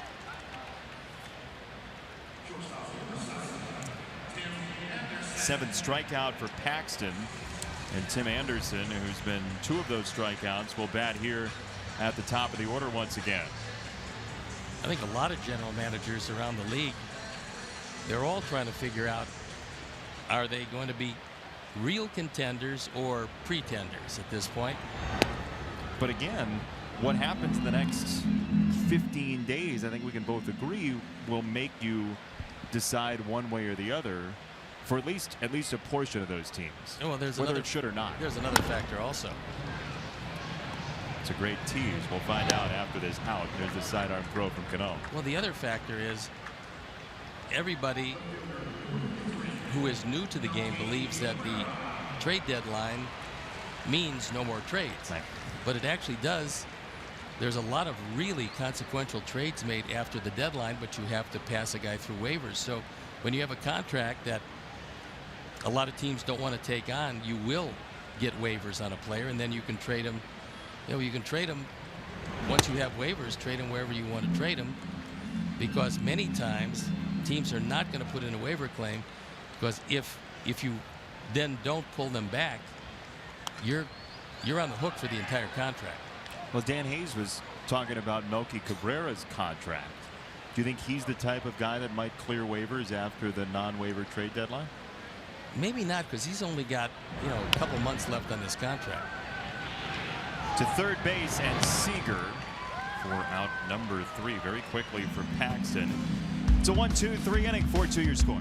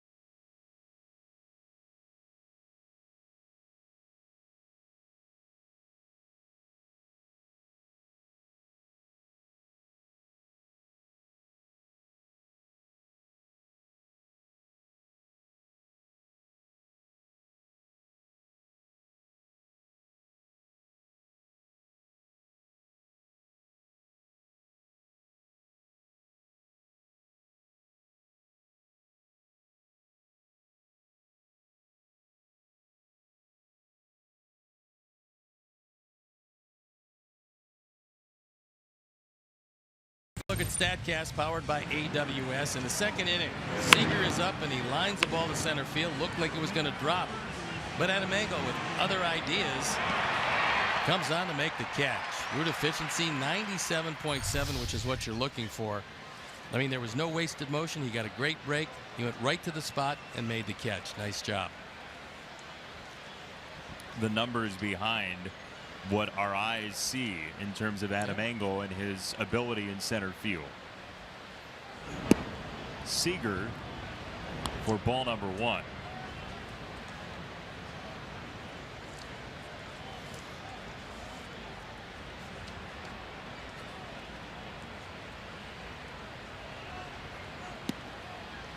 Two and 0 from Shields to Seager, who's been out twice, once in the air to foul ground, once on that ball to center. Mariners got a run on a wild one in the 5th and a 3-run homer from Cano in the 3rd.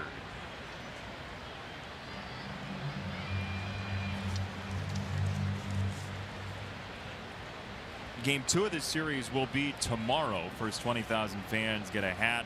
Sox hat, very nice one. 1917 hat presented by the Private Bank. And Mike Pelfrey will be on the mound against Felix Hernandez. I love that logo.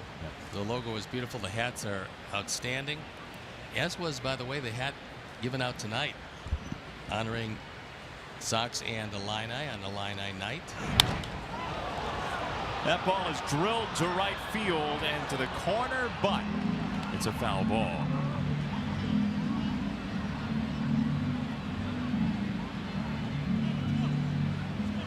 Illini night, also known as Joe Grube night around the ballpark.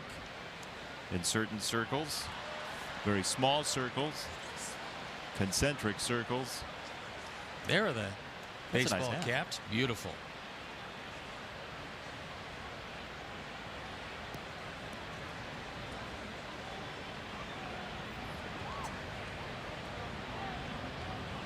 Two and 2. And that breaking ball swatted to right field. Avi is back, and this ball is over his head off the fence. Seager motoring for second, and he is there with a leadoff double. The only thing that kept this ball in the park was that he had a lot of topspin on it. So it was a sinking line drive that did get over Avi's head, but didn't have enough carry to get it out of the park. You see Seager, watch him. The front foot is planted, but his hand stayed back. When that happens, it's the fact that the pitcher did not deceive the hitter at all. And so as long as you keep your hands back, you can certainly hit the ball well, as Seager did there. Nice piece of hitting. Runs in the family, you can say. Oh, they're could make up some left side of the infield if they were ever traded. I don't think their respective ball clubs want to move either of them, however. This is going to be the Seager run here at Guaranteed Rate Field with the Dodgers coming in immediately after. That's got to be terribly rare that they follow each other into a ballpark. Maybe he'll leave him a message in the locker. Or he could text him. He could do that, but nah, that'd be too new school. You got to go with the old school.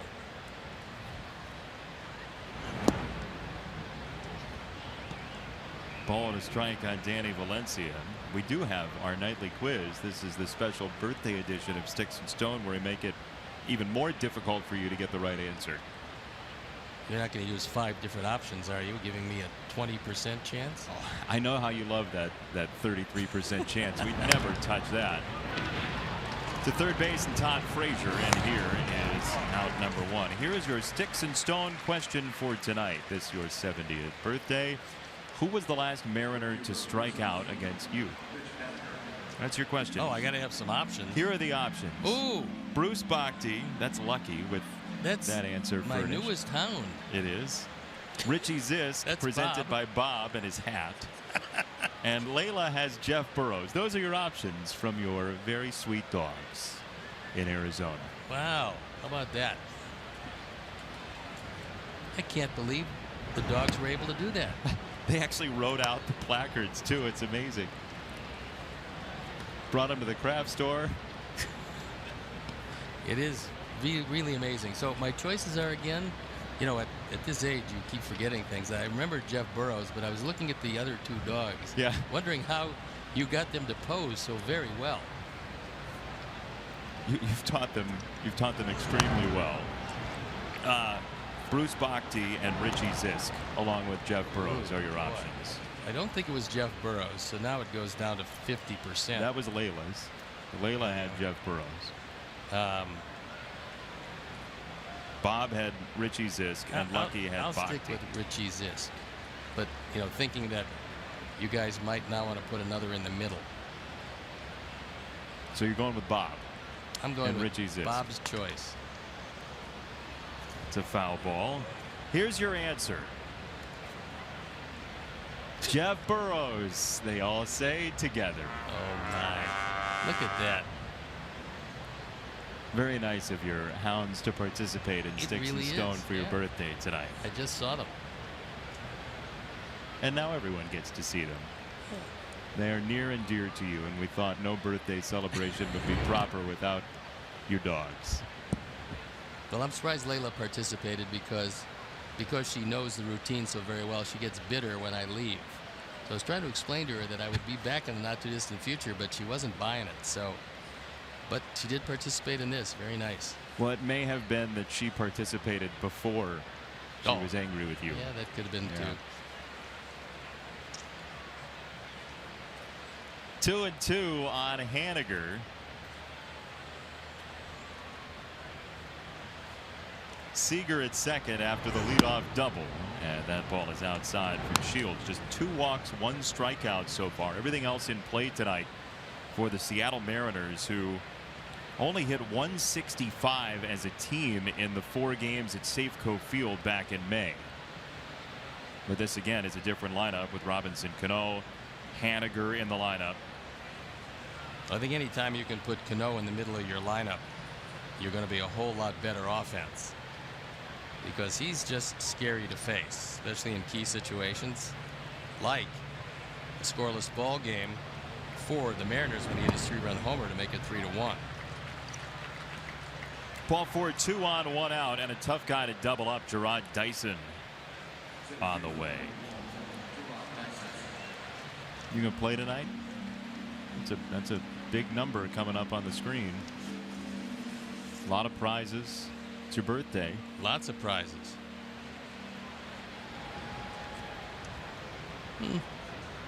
Might have to sit this one out. Dyson, meanwhile, is grounded into 3 double plays. But that's in 83 games, so it's not like it happens too often.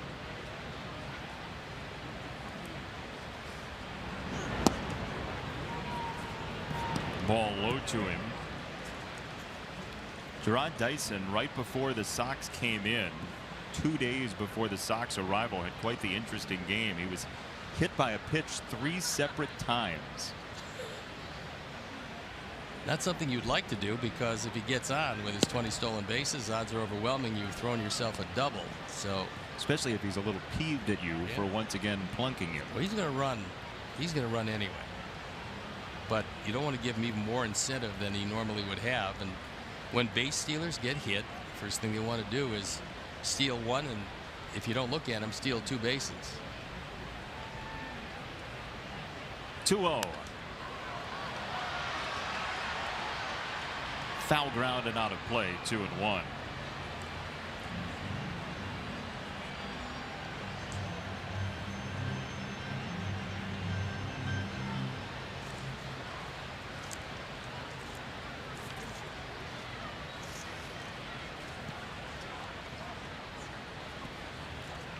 .87 pitches right now for James Shields. Pretty economical through 5 1/3.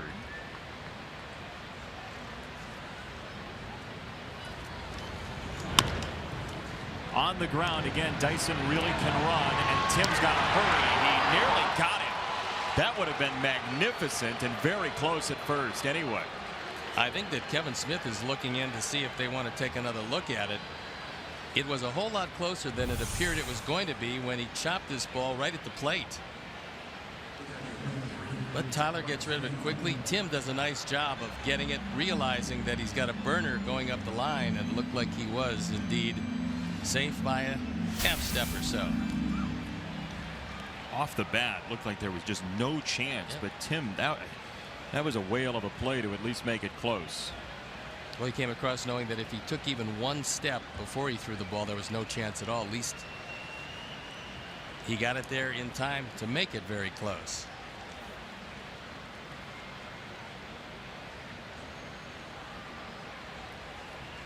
So here is the dangerous power hitter Zunino with 10 home runs in the month of June.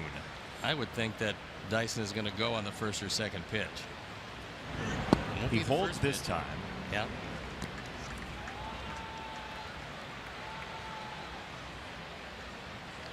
Seager's got good but not great speed at third base. So throwing through might be problematic. That's why I feel he's going to go.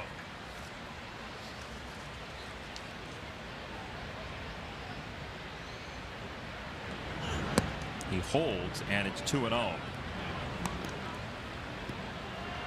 It's a very strong argument to run here. Absolutely. I'm surprised he hasn't run yet. But 90 pitches, 91 on the way to a guy with some pretty big power.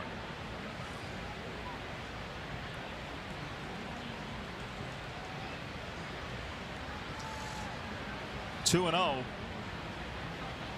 There goes Dyson. Pitches outside, no throw, as you said, from Kevin Smith. Yeah, that was available the entire at bat. I think what he was concerned about on the first pitch, at least, was he didn't want to run into a pitch out. And the first pitch, pretty easy to pitch out. But once you've gone ball one, you're not going to pitch out to go 2-0. So he takes off, and Kevin not even thinking about throwing through as nobody was covering, and you wouldn't expect that he would.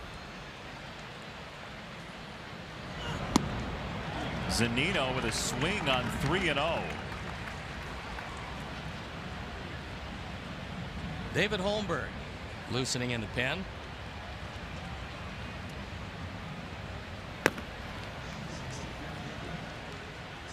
David, who has been both a starter and reliever this year for the Sox. As Shields gets a foul ball, 3-2. Well, look, it's a situation where you have first base open, and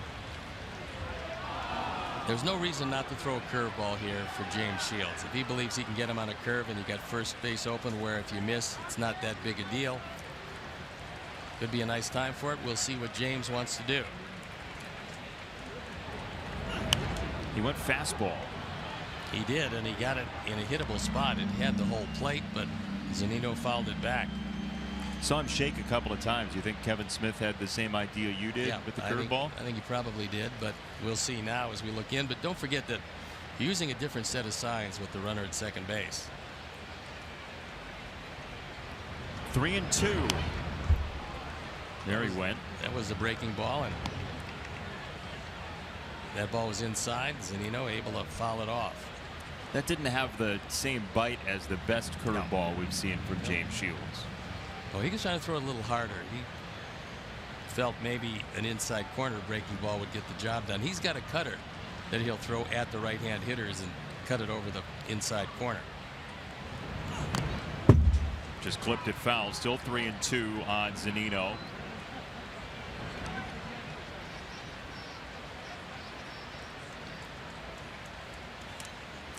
Well, James Shields last time out at Oakland, 4 2/3, the 6 earned runs. He has pitched better than that tonight, certainly. 3 of the runs came across on the home run for Cano. In the air, right field. Avi Garcia in his tracks for out number 3. And we have one more special happy birthday message for you, Mr. Stone. Hey Steve, your dogs Layla, Bob, and Lucky asked me to make you a video to tell you 2 things.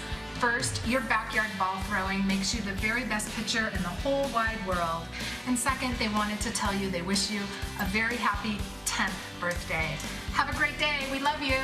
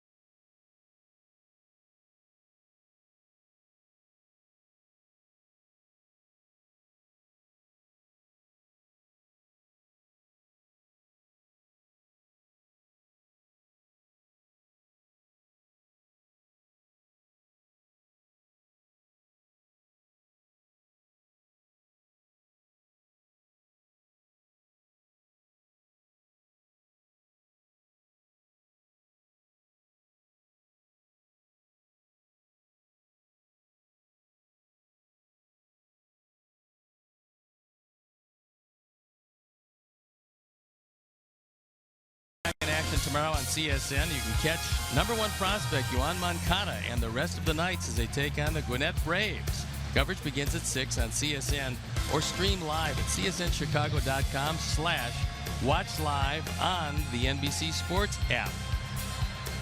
Great to see CSN bringing some more Charlotte Knights games. The response was tremendous, and so an added group of games, about a half dozen on the schedule now, as the Knights are transforming tomorrow into the Charlotte Pitmasters. They're changing their name, having a Carolina barbecue battle as well at their lovely new ballpark.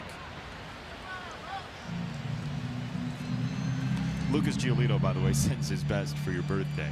He sent us a very quick message, about 3 seconds long, but he wished you a happy birthday and a happy Bastille Day in his message. Well, terrific, because he is also celebrating, yes? Yes, it is his birthday as well. Ground ball to third. And there is the out from Seager to Valencia. Let's take a look at the White Sox Farm Report, presented by Ozinga. And here's the Farm Report for this lovely Friday evening. Eloy Jimenez against his former team, a 2-run hit early in the game against the Myrtle Beach Pelicans. Jimenez, the 20-year-old who the Sox got as the cornerstone of that deal for Jose Quintana, and he changed clubhouses. The Pelicans were playing the dash, so he just put on the other uniform and off he went. I think it's great, and it's nice that a guy who does have great power also happens to be a very good hitter. And so without Jimenez or Cease, that trade never gets made. The Cubs gave up a lot, but they got a very good top of the rotation pitcher. And I'm not saying he's the #1 guy, but he is a top of the rotation starter. Overall, Sox have traded Sale, Eaton, Quintana now, and still some more to come, we believe, according to Rick Hahn. Your assessment of how the Sox have done in terms of the rebuild? Well, you can't really tell how prospects are going to develop. Nobody can figure that out. You take a look at a guy with enormous talent and think if he takes the next step, he's going to be a special player. But the one thing you set out, if you have a professed, and this was rebuild, you trade your assets to restock your system top to bottom. That's exactly what Rick Hahn and his crew in the front office have done. When you take a look at the quantity of prospects, which is not near as important as the quality of the prospects, the Sox were able to achieve both. They got quantity, they got quality. And the trades that Rick is going to make this year, the trades he's made already, the trades he is going to make, will probably set up this organization for the next 6, 7, 8 years maybe, with quality players coming up from their minor league system. And if you do that, #1, it saves you a lot of money because they're your homegrown guys, even though you've acquired them from someplace else. And 2, it makes it a whole lot easier when you go out to get that one player to maybe put you over the top. You have to be that close. That is the goal of Rick and everybody associated with this organization. Sustained contention. They want to be in contention year after year. And they've started out a pretty good idea that that's going to happen. So I would say it was very successful to this point, with more to come, as you see David Holmberg and Dan Jennings loosening in the pen. Mariners with some bullpen action as well, so this game won't be in the hands of the Jameses for very long. As a count now 2-2 on Avi Garcia. Cubs and Sox, of course, made the trade yesterday. It was the first time in about 11 years that the two teams had made a deal. But you were involved. I was involved in one of those, yes. Sox after the trade. 73 season. And let's take a look at the Sox and Cubs history. Ron Santo for all those guys. Yes. And you famously said, what about the trade? I said that it was one of those trades that hurt both teams. Because Ron came to the White Sox, Chuck Tanner shipped him to second base, and he left after 1 year. And I was a 20-game winner with the Cubs, but it took 3 years to do it. Had to sneak that one just in before the wire. 4-2 your score. Sox trailing after 6.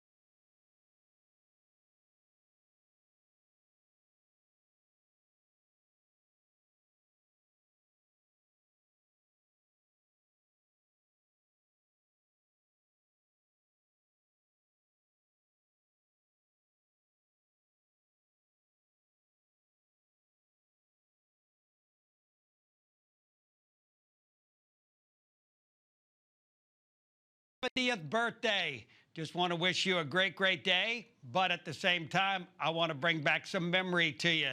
25-7. You became a pitcher that year. All because of me. I'm the one that actually blew your elbow out for you, calling all those curveballs that helped you to win 25 games, a Cy Young Award, an MVP, and an All-Star game. He's the one that did it, huh? Rick Dempsey. I owe certainly a few things to him. No, he was a wonderful catcher. As David Holmberg comes in the game for the 21st time, ERA just over 3. David's been very good out of the pen. He had a shot at starting. Now he's back in the pen, taking a little pressure off of Dan Jennings.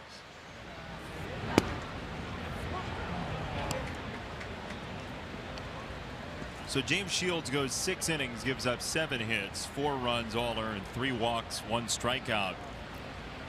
Tonight, he's now 0-2 from Holmberg. You know, here's the one thing I'll say about all of the people who have sent in clips for your birthday tonight. You can go through this game over a number of years and kind of do it your own way and be in your own little corner and experience the game that way. But the amount of people who very quickly said to us as a group, I absolutely want to do this for Steve, is a high volume of people. And if there's any gift that we can say that you should take from your 70th, it's the amount of people whose lives you've affected very positively in the game of baseball. In a booth, on the field, whatever it might be.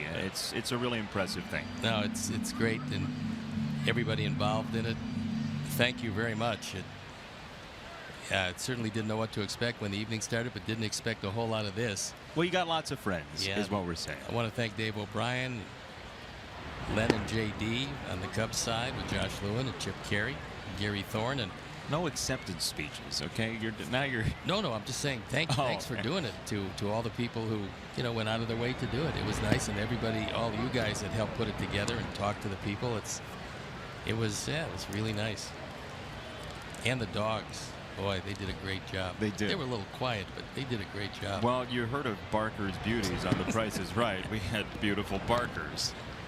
Jeez, they had same type of approach to things as Southpaw had. Very quiet. Is that right? Yeah. Well, you gotta keep your hands quiet, right? But I did eat Southpaw's cake. Very nice. Yeah. Did a good job on that. The frozen turkey's still not eaten. Not yet. As I am told. That's outside from Holmberg. 2-2 on Ben Gamble, who's 1 for 3 with a single to center field. This is game number 1 of 3 with the Mariners. Then an off day on Monday. You'll be at the golf outing, the Field of Greens golf outing. Field of Greens will be terrific at Beverly this year, so that's going to be a wonderful event. She's your part of your foursome, Beverly, or it's at? Could be, but it's also going to be at the course. Oh, I see. Beautiful course back in your neck of the woods, actually. Well, not exactly your neck of the woods, but in the area. Goodness, Tim Anderson! Gymnastics from the Sox young shortstop. Oh boy! A terrific play as Gamble bidding for his second hit. He hit a rocket that looked like it was going to left center field.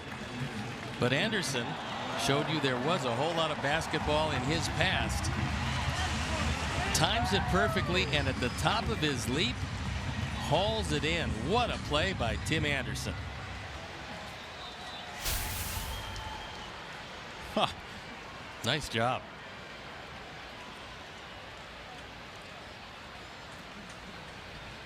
Sales of those glasses have just skyrocketed. He's got all kinds of skills. We talk a lot about the development of players like Moncada and Lucas Giolito and Lopez and whomever it might be in the farm system, but really Tim Anderson is very early in his career, and we will be watching for years to come how he grows into the role that he's in with this ball club. And for the Sox, he was a #1 draft pick, and he's one of the few guys of recent vintage position players, not pitchers, because the Sox have developed some really wonderful pitchers. One of the few position players that has come in and done the job.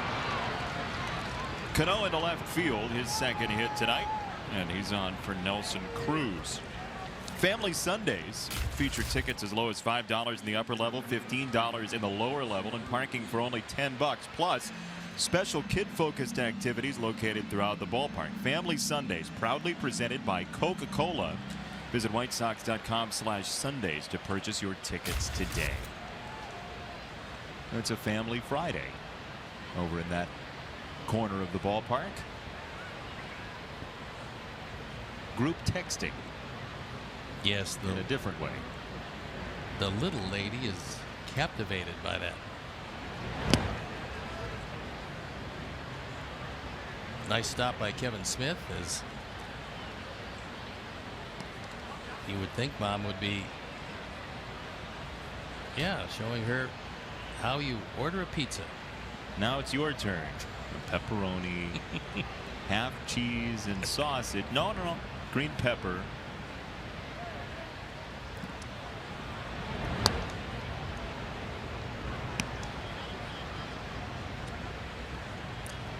So Cruz with a single in the third, a couple of ground balls to shortstop, one that resulted in a double play. And 70 runs driven in. Just a big year for Nelson Cruz in the middle of his lineup. 17 home runs. He also has 37 walks, the most in the lineup, and he's very close to another one. And I mean, he's been doing it for years in terms of the power numbers. I wonder how many he's hit since 2014. That crystal ball still works. Let's find out. And there it is. Nelson 2014 Cruz. to the present. Nelson Cruz, Edwin Encarnacion, Chris Davis, Mike Trout, and Todd Frazier in the picture. The Big Five. Mike Trout returning, and there were actually a couple stories today about Mike Trout coming back as Don Cooper goes out to the mound. The Angels may have something favorable in the injury to Mike Trout from earlier this year. He could be more fresh for the stretch run than your average superstar. The Angels are in second place in a tie with Texas starting play today. And if Mike Trout is an even better version than he typically is late in the year, maybe the Angels could make a run for the wild card. No, you would think that they would be right there, because at least at this point, it doesn't look like anybody is going to run away and hide as far as the wild card is concerned. Certainly not both spots that are available.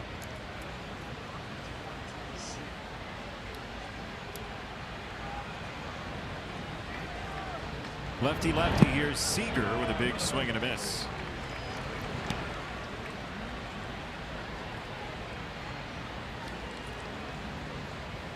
Everybody in the American League coming into play tonight had at least 41 wins, with the exception of Detroit, the Sox, and Oakland. And as we know, the Sox are trying to retool. Well, it makes for a very interesting couple of weeks heading into the non-waiver trading deadline.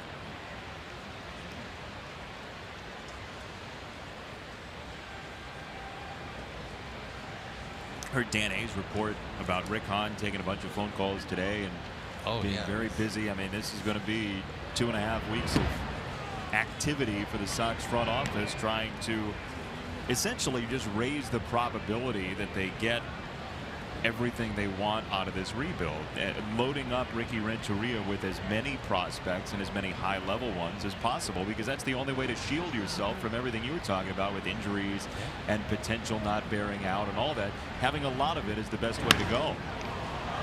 Center field, Adam Engel on the way back, and he squares it up in time for out number 3. So the Mariners maroon a couple, and it's 4-2 in stretch time here in Chicago tonight.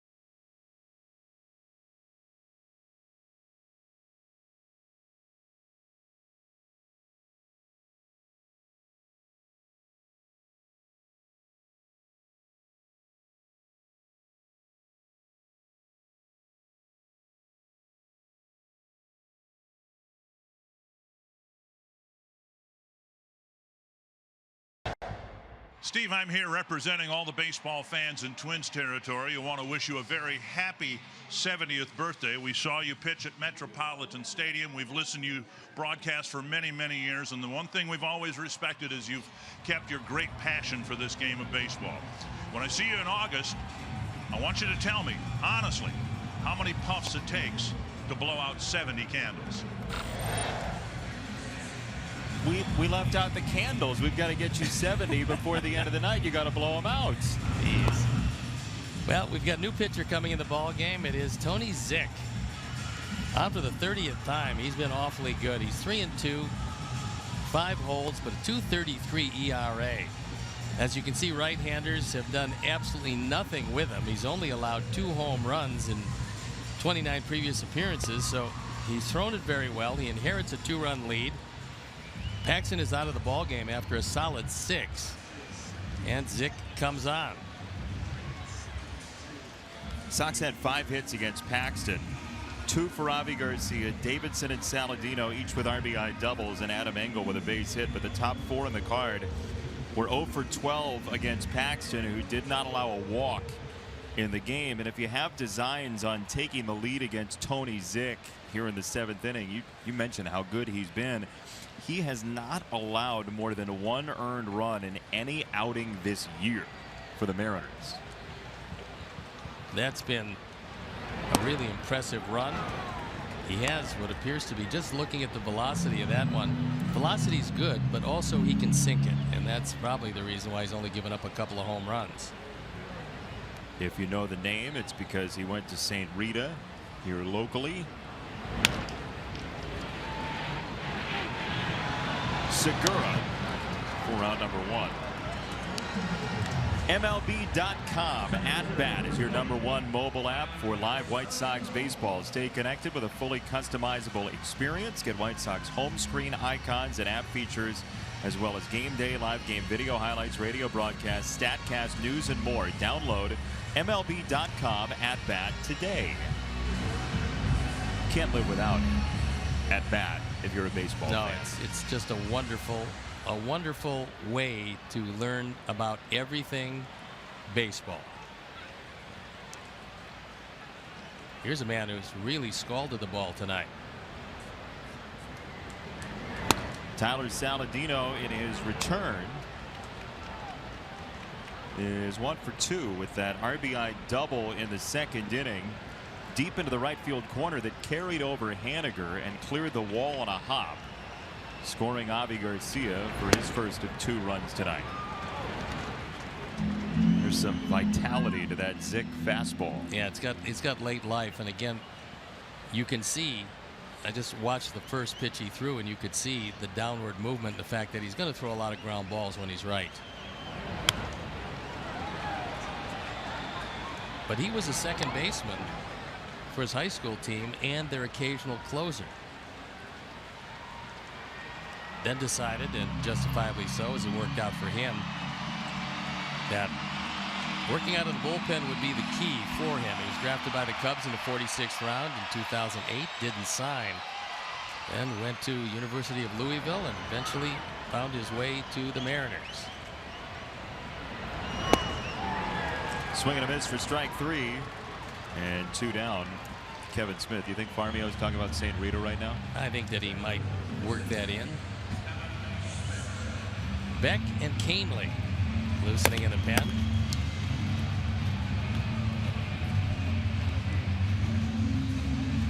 How that would normally work, and you wonder why you'd have 2 right-handers up at the same time. If you scored a run or 2, you'd probably go to Canely. If you didn't, and it was a 2-run game, you'd probably stay with Beck if you're going to make a change. That's why you have 2 right-handers up at the same time.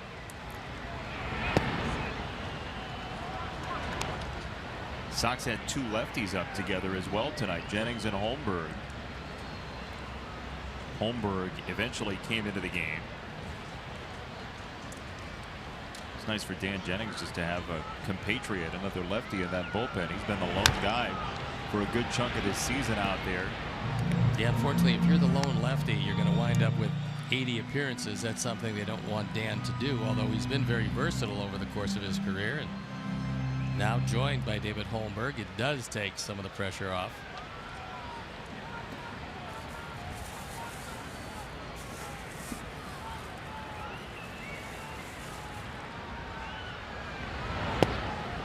Well, it's a pretty good breaking ball on the inside corner.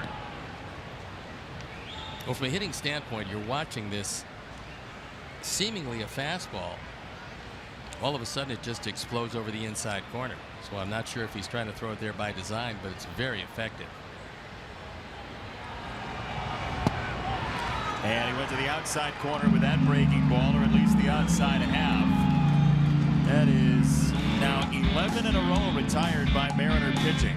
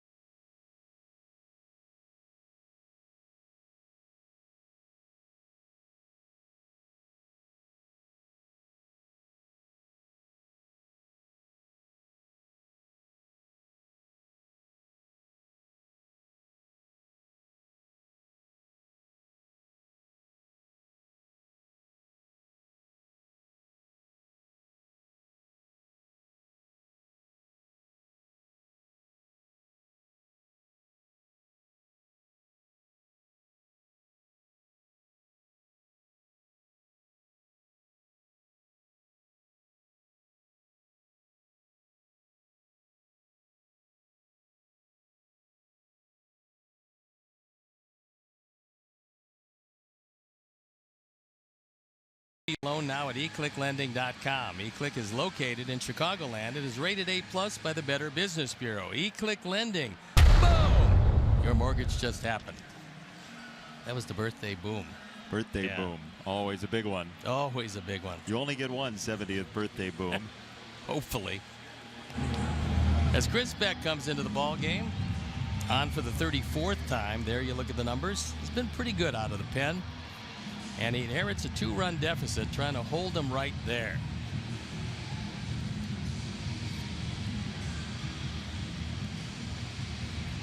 David Holmberg, 1 inning, 1 hit, 1 walk, no runs. And here's a weird scorebook quirk for tonight. The Mariners' first batter of the game, Gene Segura, saw 3 pitches and struck out.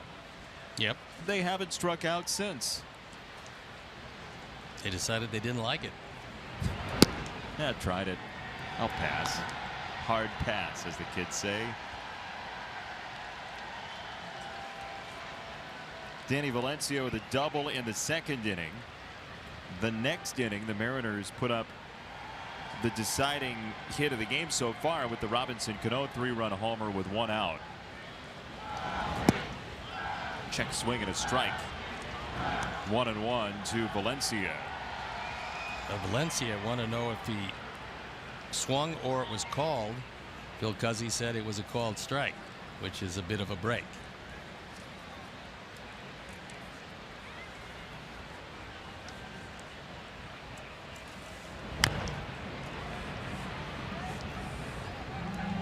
One and 2 on Valencia. Don't forget, the postgame show emanates from our booth here at the ballpark after the game. Subaru postgame live from here at Guaranteed Rate Field. Then the Sox and Mariners will play again 6:10 p.m. tomorrow. That game will be on WGN.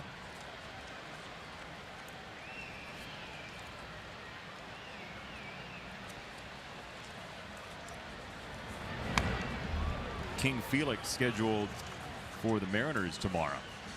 And for those of you who have joined us late, you know Tyler Saladino has been in the ball game, and he was one of the guys reinstated, along with Miguel Gonzalez, who is back healthy and ready to go, so he is also reinstated. Miguel scheduled to pitch on Tuesday now against the Dodgers. He's ahead of Carlos Rodon in the revised rotation for the Sox. Pelfrey tomorrow, Derek Holland on Sunday in the day game.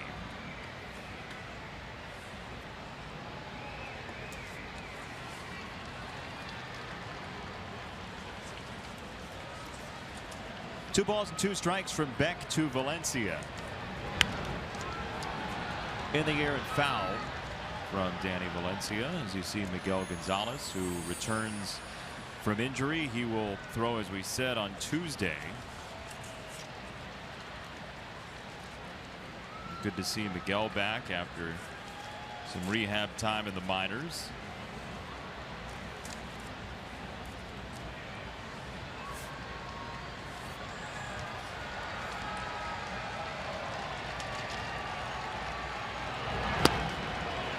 Beck gets the chase for strike three. Valencia has a word for the plate umpire, Cuzzy. Time now for the American Sale Fan Cam. Bring the fun home.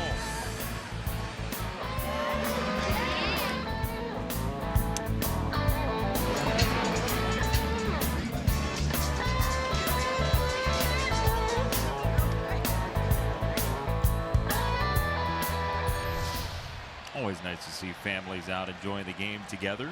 And a gorgeous night for it. Delightfully cool for this time of year. 68 degrees, which is something that you don't see in the middle of July too often.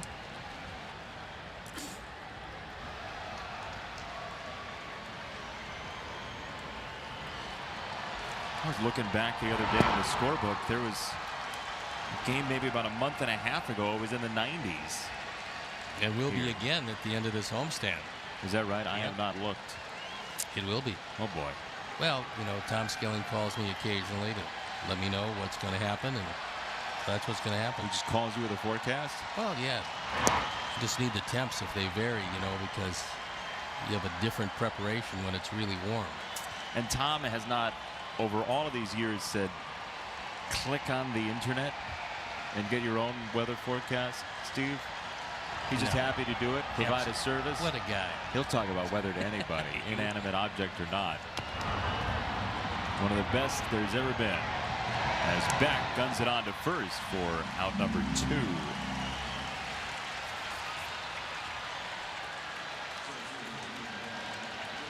Well, one of the things you have to worry about now, you got 2 out, nobody on. You got to worry about the Dyson butt, because he's got to find some way to get on, then try to steal a bag and add an insurance run late.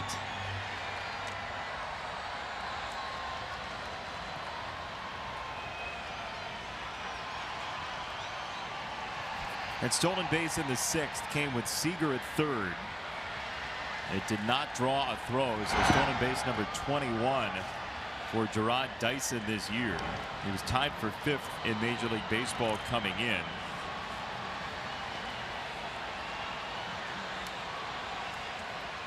Boy, his former mates in Kansas City have really surged back in the back end of that first half of the season to drawing within 3 of first place at the All-Star break. Kansas City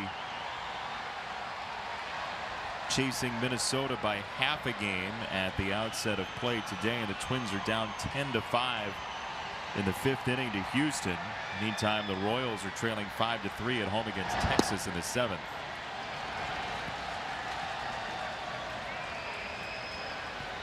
Well, the fact that Cleveland did not run away and hide from this division gives hope to Minnesota and Kansas City, certainly. Maybe not so much Detroit and our Sox, but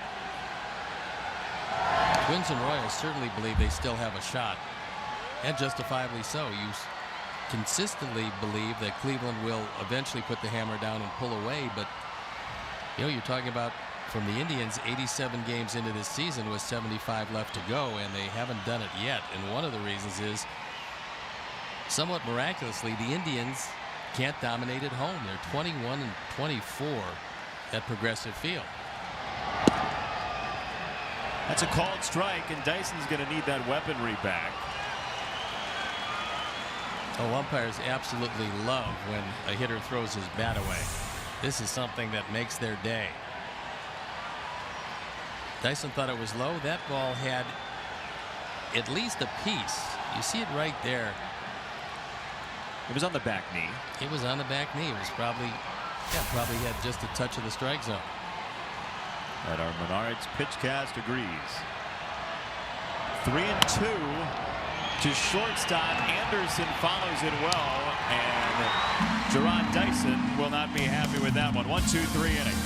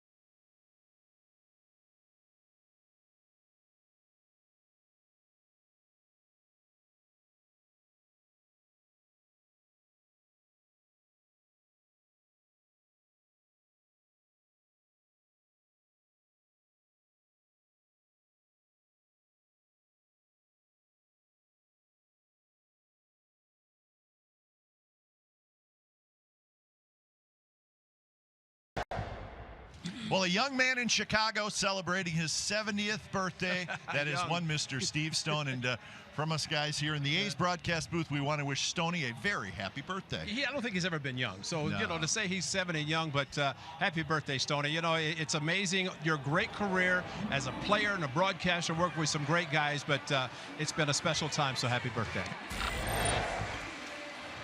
Had to get a Kuiper in. I'm glad you got that one. Well, Dwayne's message will come when you least expect it. It's like candid camera. Nick Vincent comes in the ballgame out for the 38th time. He's been spectacular. On a starry night, he throws ball one. As Guillermo Heredia has checked in for the Mariners.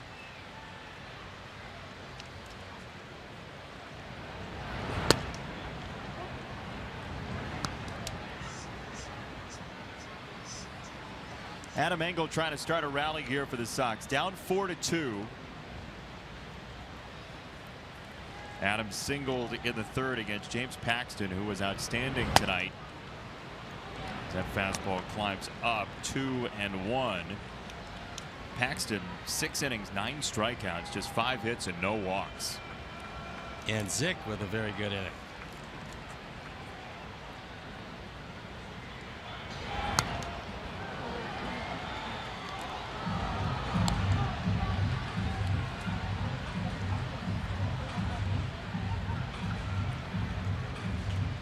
Sox have been prone to late rallies this season.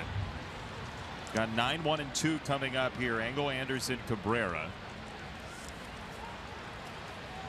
Against a Seattle bullpen that was very good at the tail end of that first half of the season. And Vincent continues the run of consecutive Sox outs dating back to the 4th inning.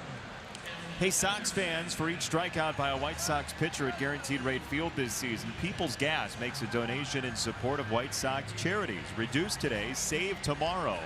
People's Gas Natural Gas Savings Program. Visit peoplesgasrebates.com today.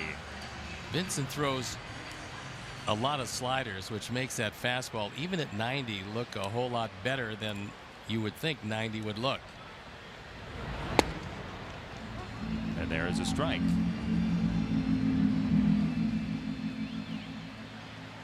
I've seen a lot of parents playing games and not sharing with the kids tonight. And that youngster might be a little young for Angry Birds or whatever they're playing these days. Did you like Angry Birds? No, I liked when they were more amiable. Amiable birds. Yeah, that's a much better name for Not a game. often downloaded. 2 strikes. Oh, that was a good pitch. That was a real good pitch. And if Zunino was set up on the outside corner, that's strike 3. But he wasn't. And when a catcher has to move across many times, they don't get the benefit of the call. And Tim got another life. See if he can make the most of it.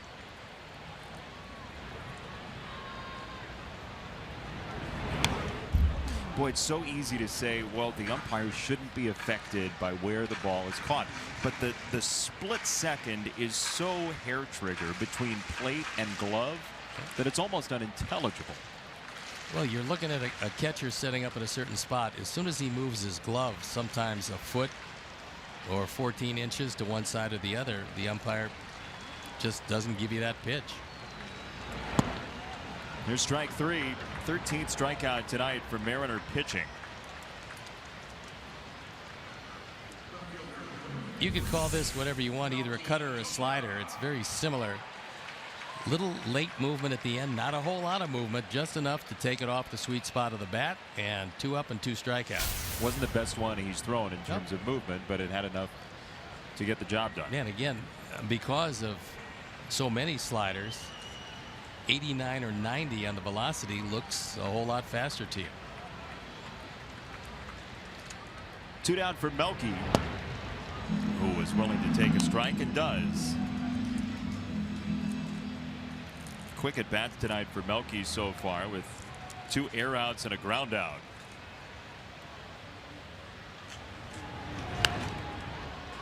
That's strike number 2 on Melky Cabrera. It's a good look. Well, that's a former reliever who's trying to get his MLB app to work. Or he's trying to take a picture of us, but that's not exactly how the television screen works.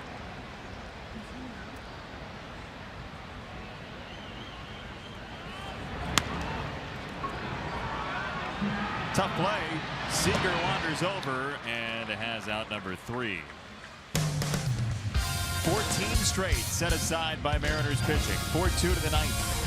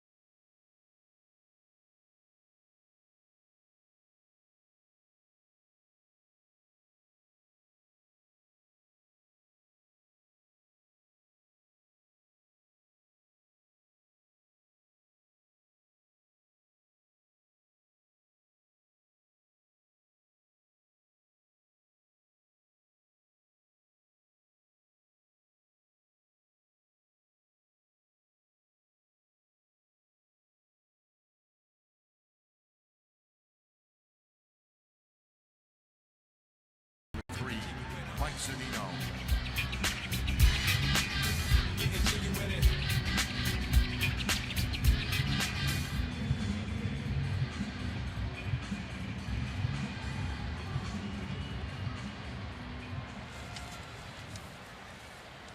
4-2 your score. The Mariners with the lead over the Sox thanks to a 3-run home run from Robinson Cano.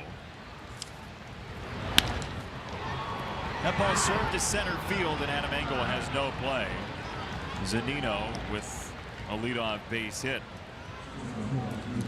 The Sox, depending on the way this game ends, not that anybody in the ballpark is watching their clocks. However, there is a chance that the Sox will play their first game under 3 hours since June 23rd. And that game was 2:59. In a streak of very long games.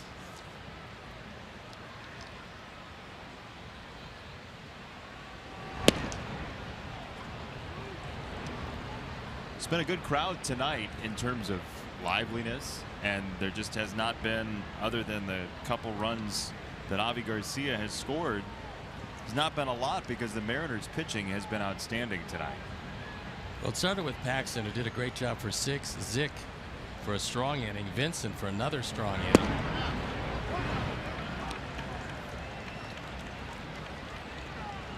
If you had to pick a second place team in the American League West right now, nobody's going to catch Houston, very likely. No.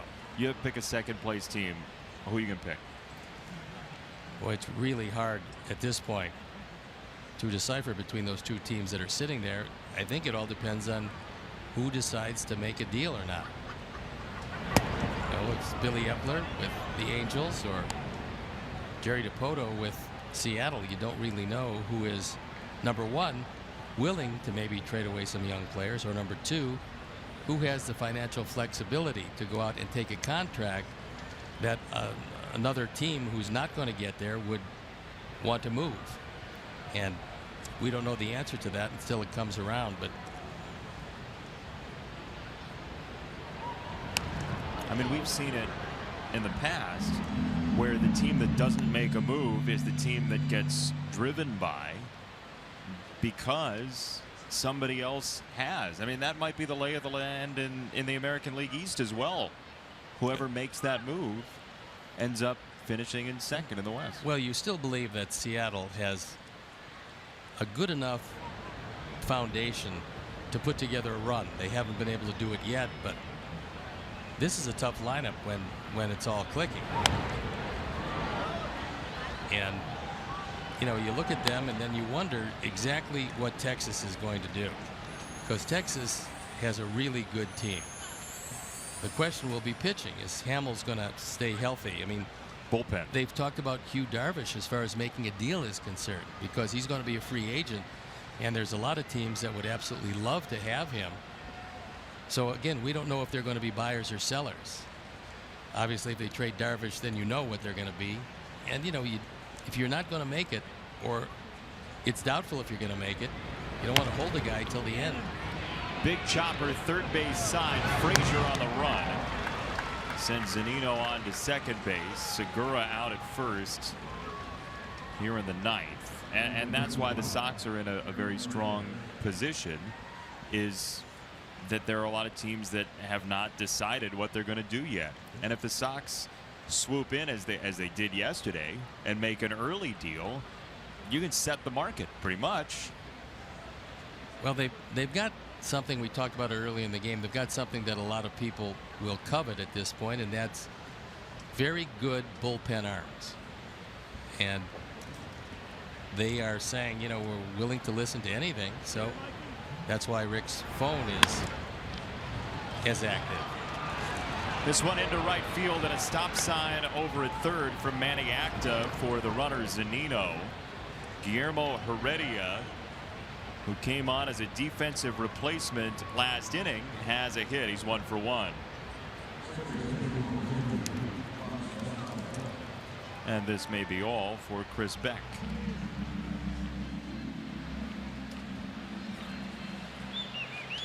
Will be an inning into third, 2 hits and a strikeout, if indeed it is the end of the line. There's no doubt Jennings is going to be brought in to face Cano. So Jennings will come in to face Cano, and we will step out. Be back after these messages.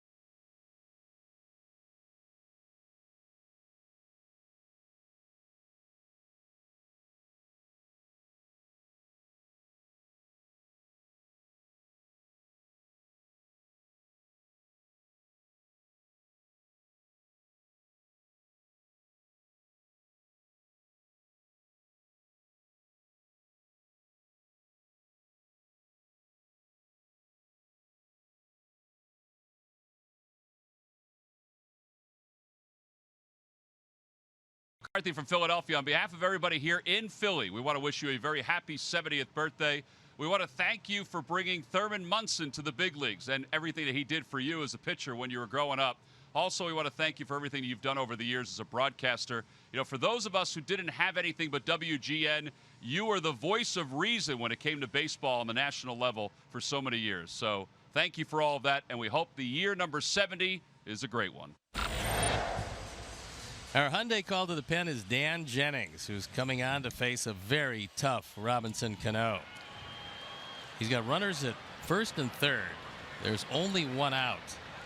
And Dan is on for the 42nd time. He's been a very busy man. His ERA just over 4, 3-1 record, and he's looking for a ground ball that they can turn into a double play, as Cano has grounded into 13 of them to lead his ball club.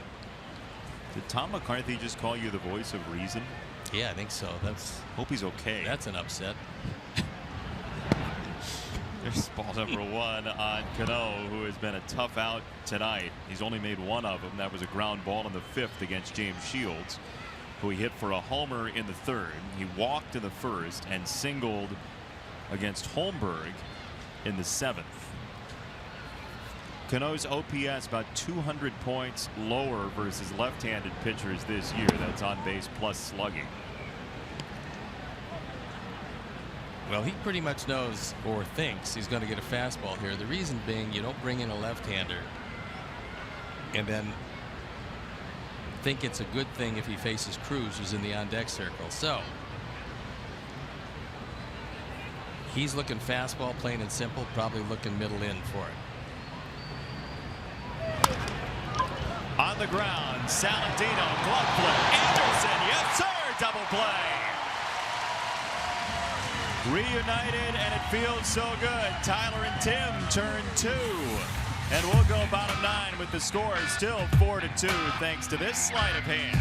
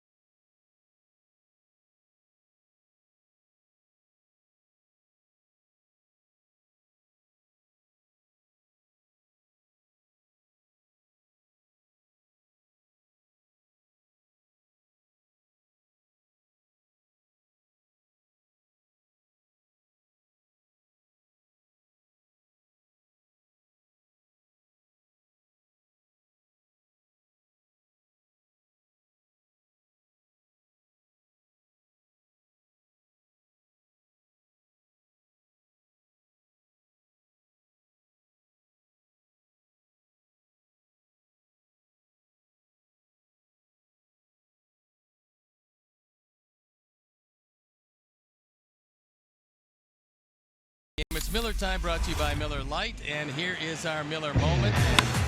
There's a 3-run bomb.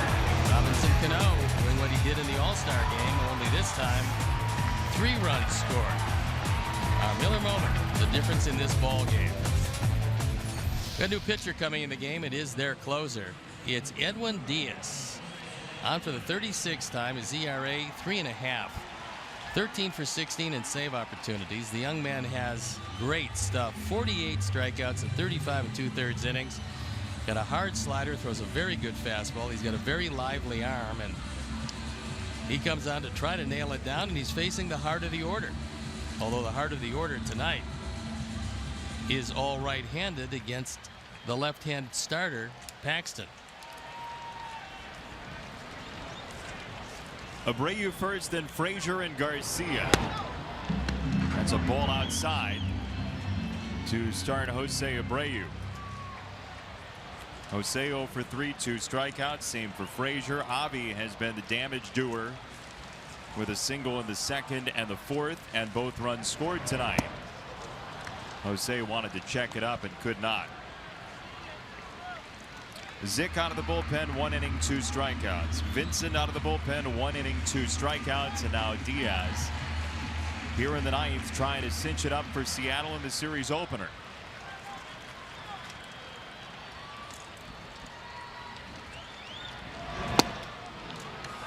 '98, a challenge, 1-2. Jose thinks that he struck out. You're I good. think you get 3 of them in the middle of July normally. So as he wandered back to the dugout, only to be called back by Phil Cuzzy, says, "You got another one, big guy." Everybody in the ballpark looks around and says, and I even thought, like, is there a strike missing? Yeah. And well, there's not. No, there's not. So another life, as it were. Or the same one he had. 1-2. In the air, Gladdy stayed deep to right field. Oh my! Haniger tracks it down for out number 1. Well, that's a terrific catch because Jose hit the daylights out of it. It was a fastball. It was high and away. And he hit it off the wet.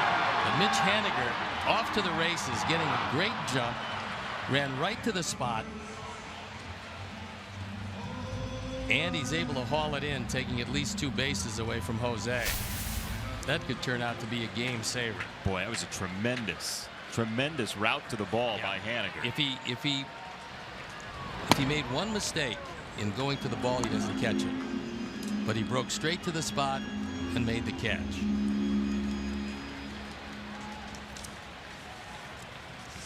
One strike on Frazier. Sox got their runs in the second and the fourth innings. Saladino an RBI double. Davidson an RBI double. Both scoring Avi Garcia, who had singled and stolen a base each time. Good breaking ball, 1-2. Anytime you see the knees buckle on a major league hitter, you got to believe that he's not able to read the spin on the ball. And that one just exploded over the middle of the plate. High into the sky, back of home. And this will be a souvenir.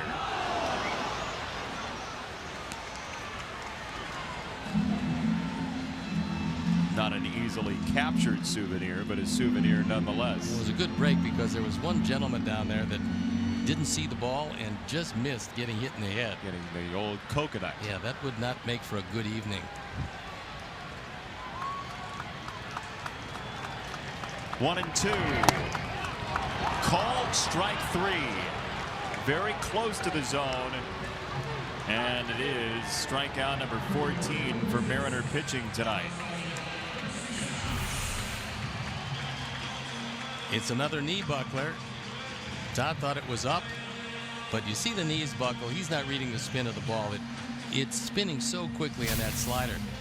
Todd's only complaint was he thought it was up and out of the zone, but it had the middle of the plate and could very well have been up and out of the zone.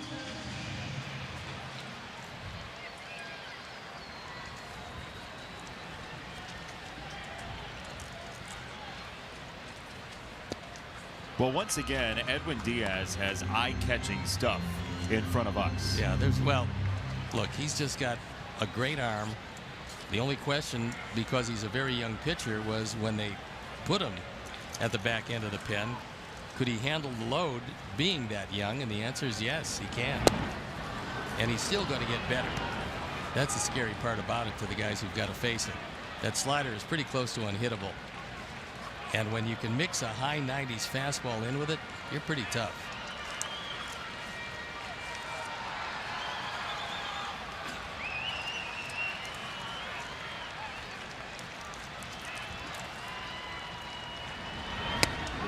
Almost hit Avi, and he would have taken that with Davidson coming up next in his 18 home runs. Object for Avi is to get aboard. That's when you want to take that lead elbow and try to gauge it and just barely get it ticked by the pitch and on the way to first base. But easier said than done.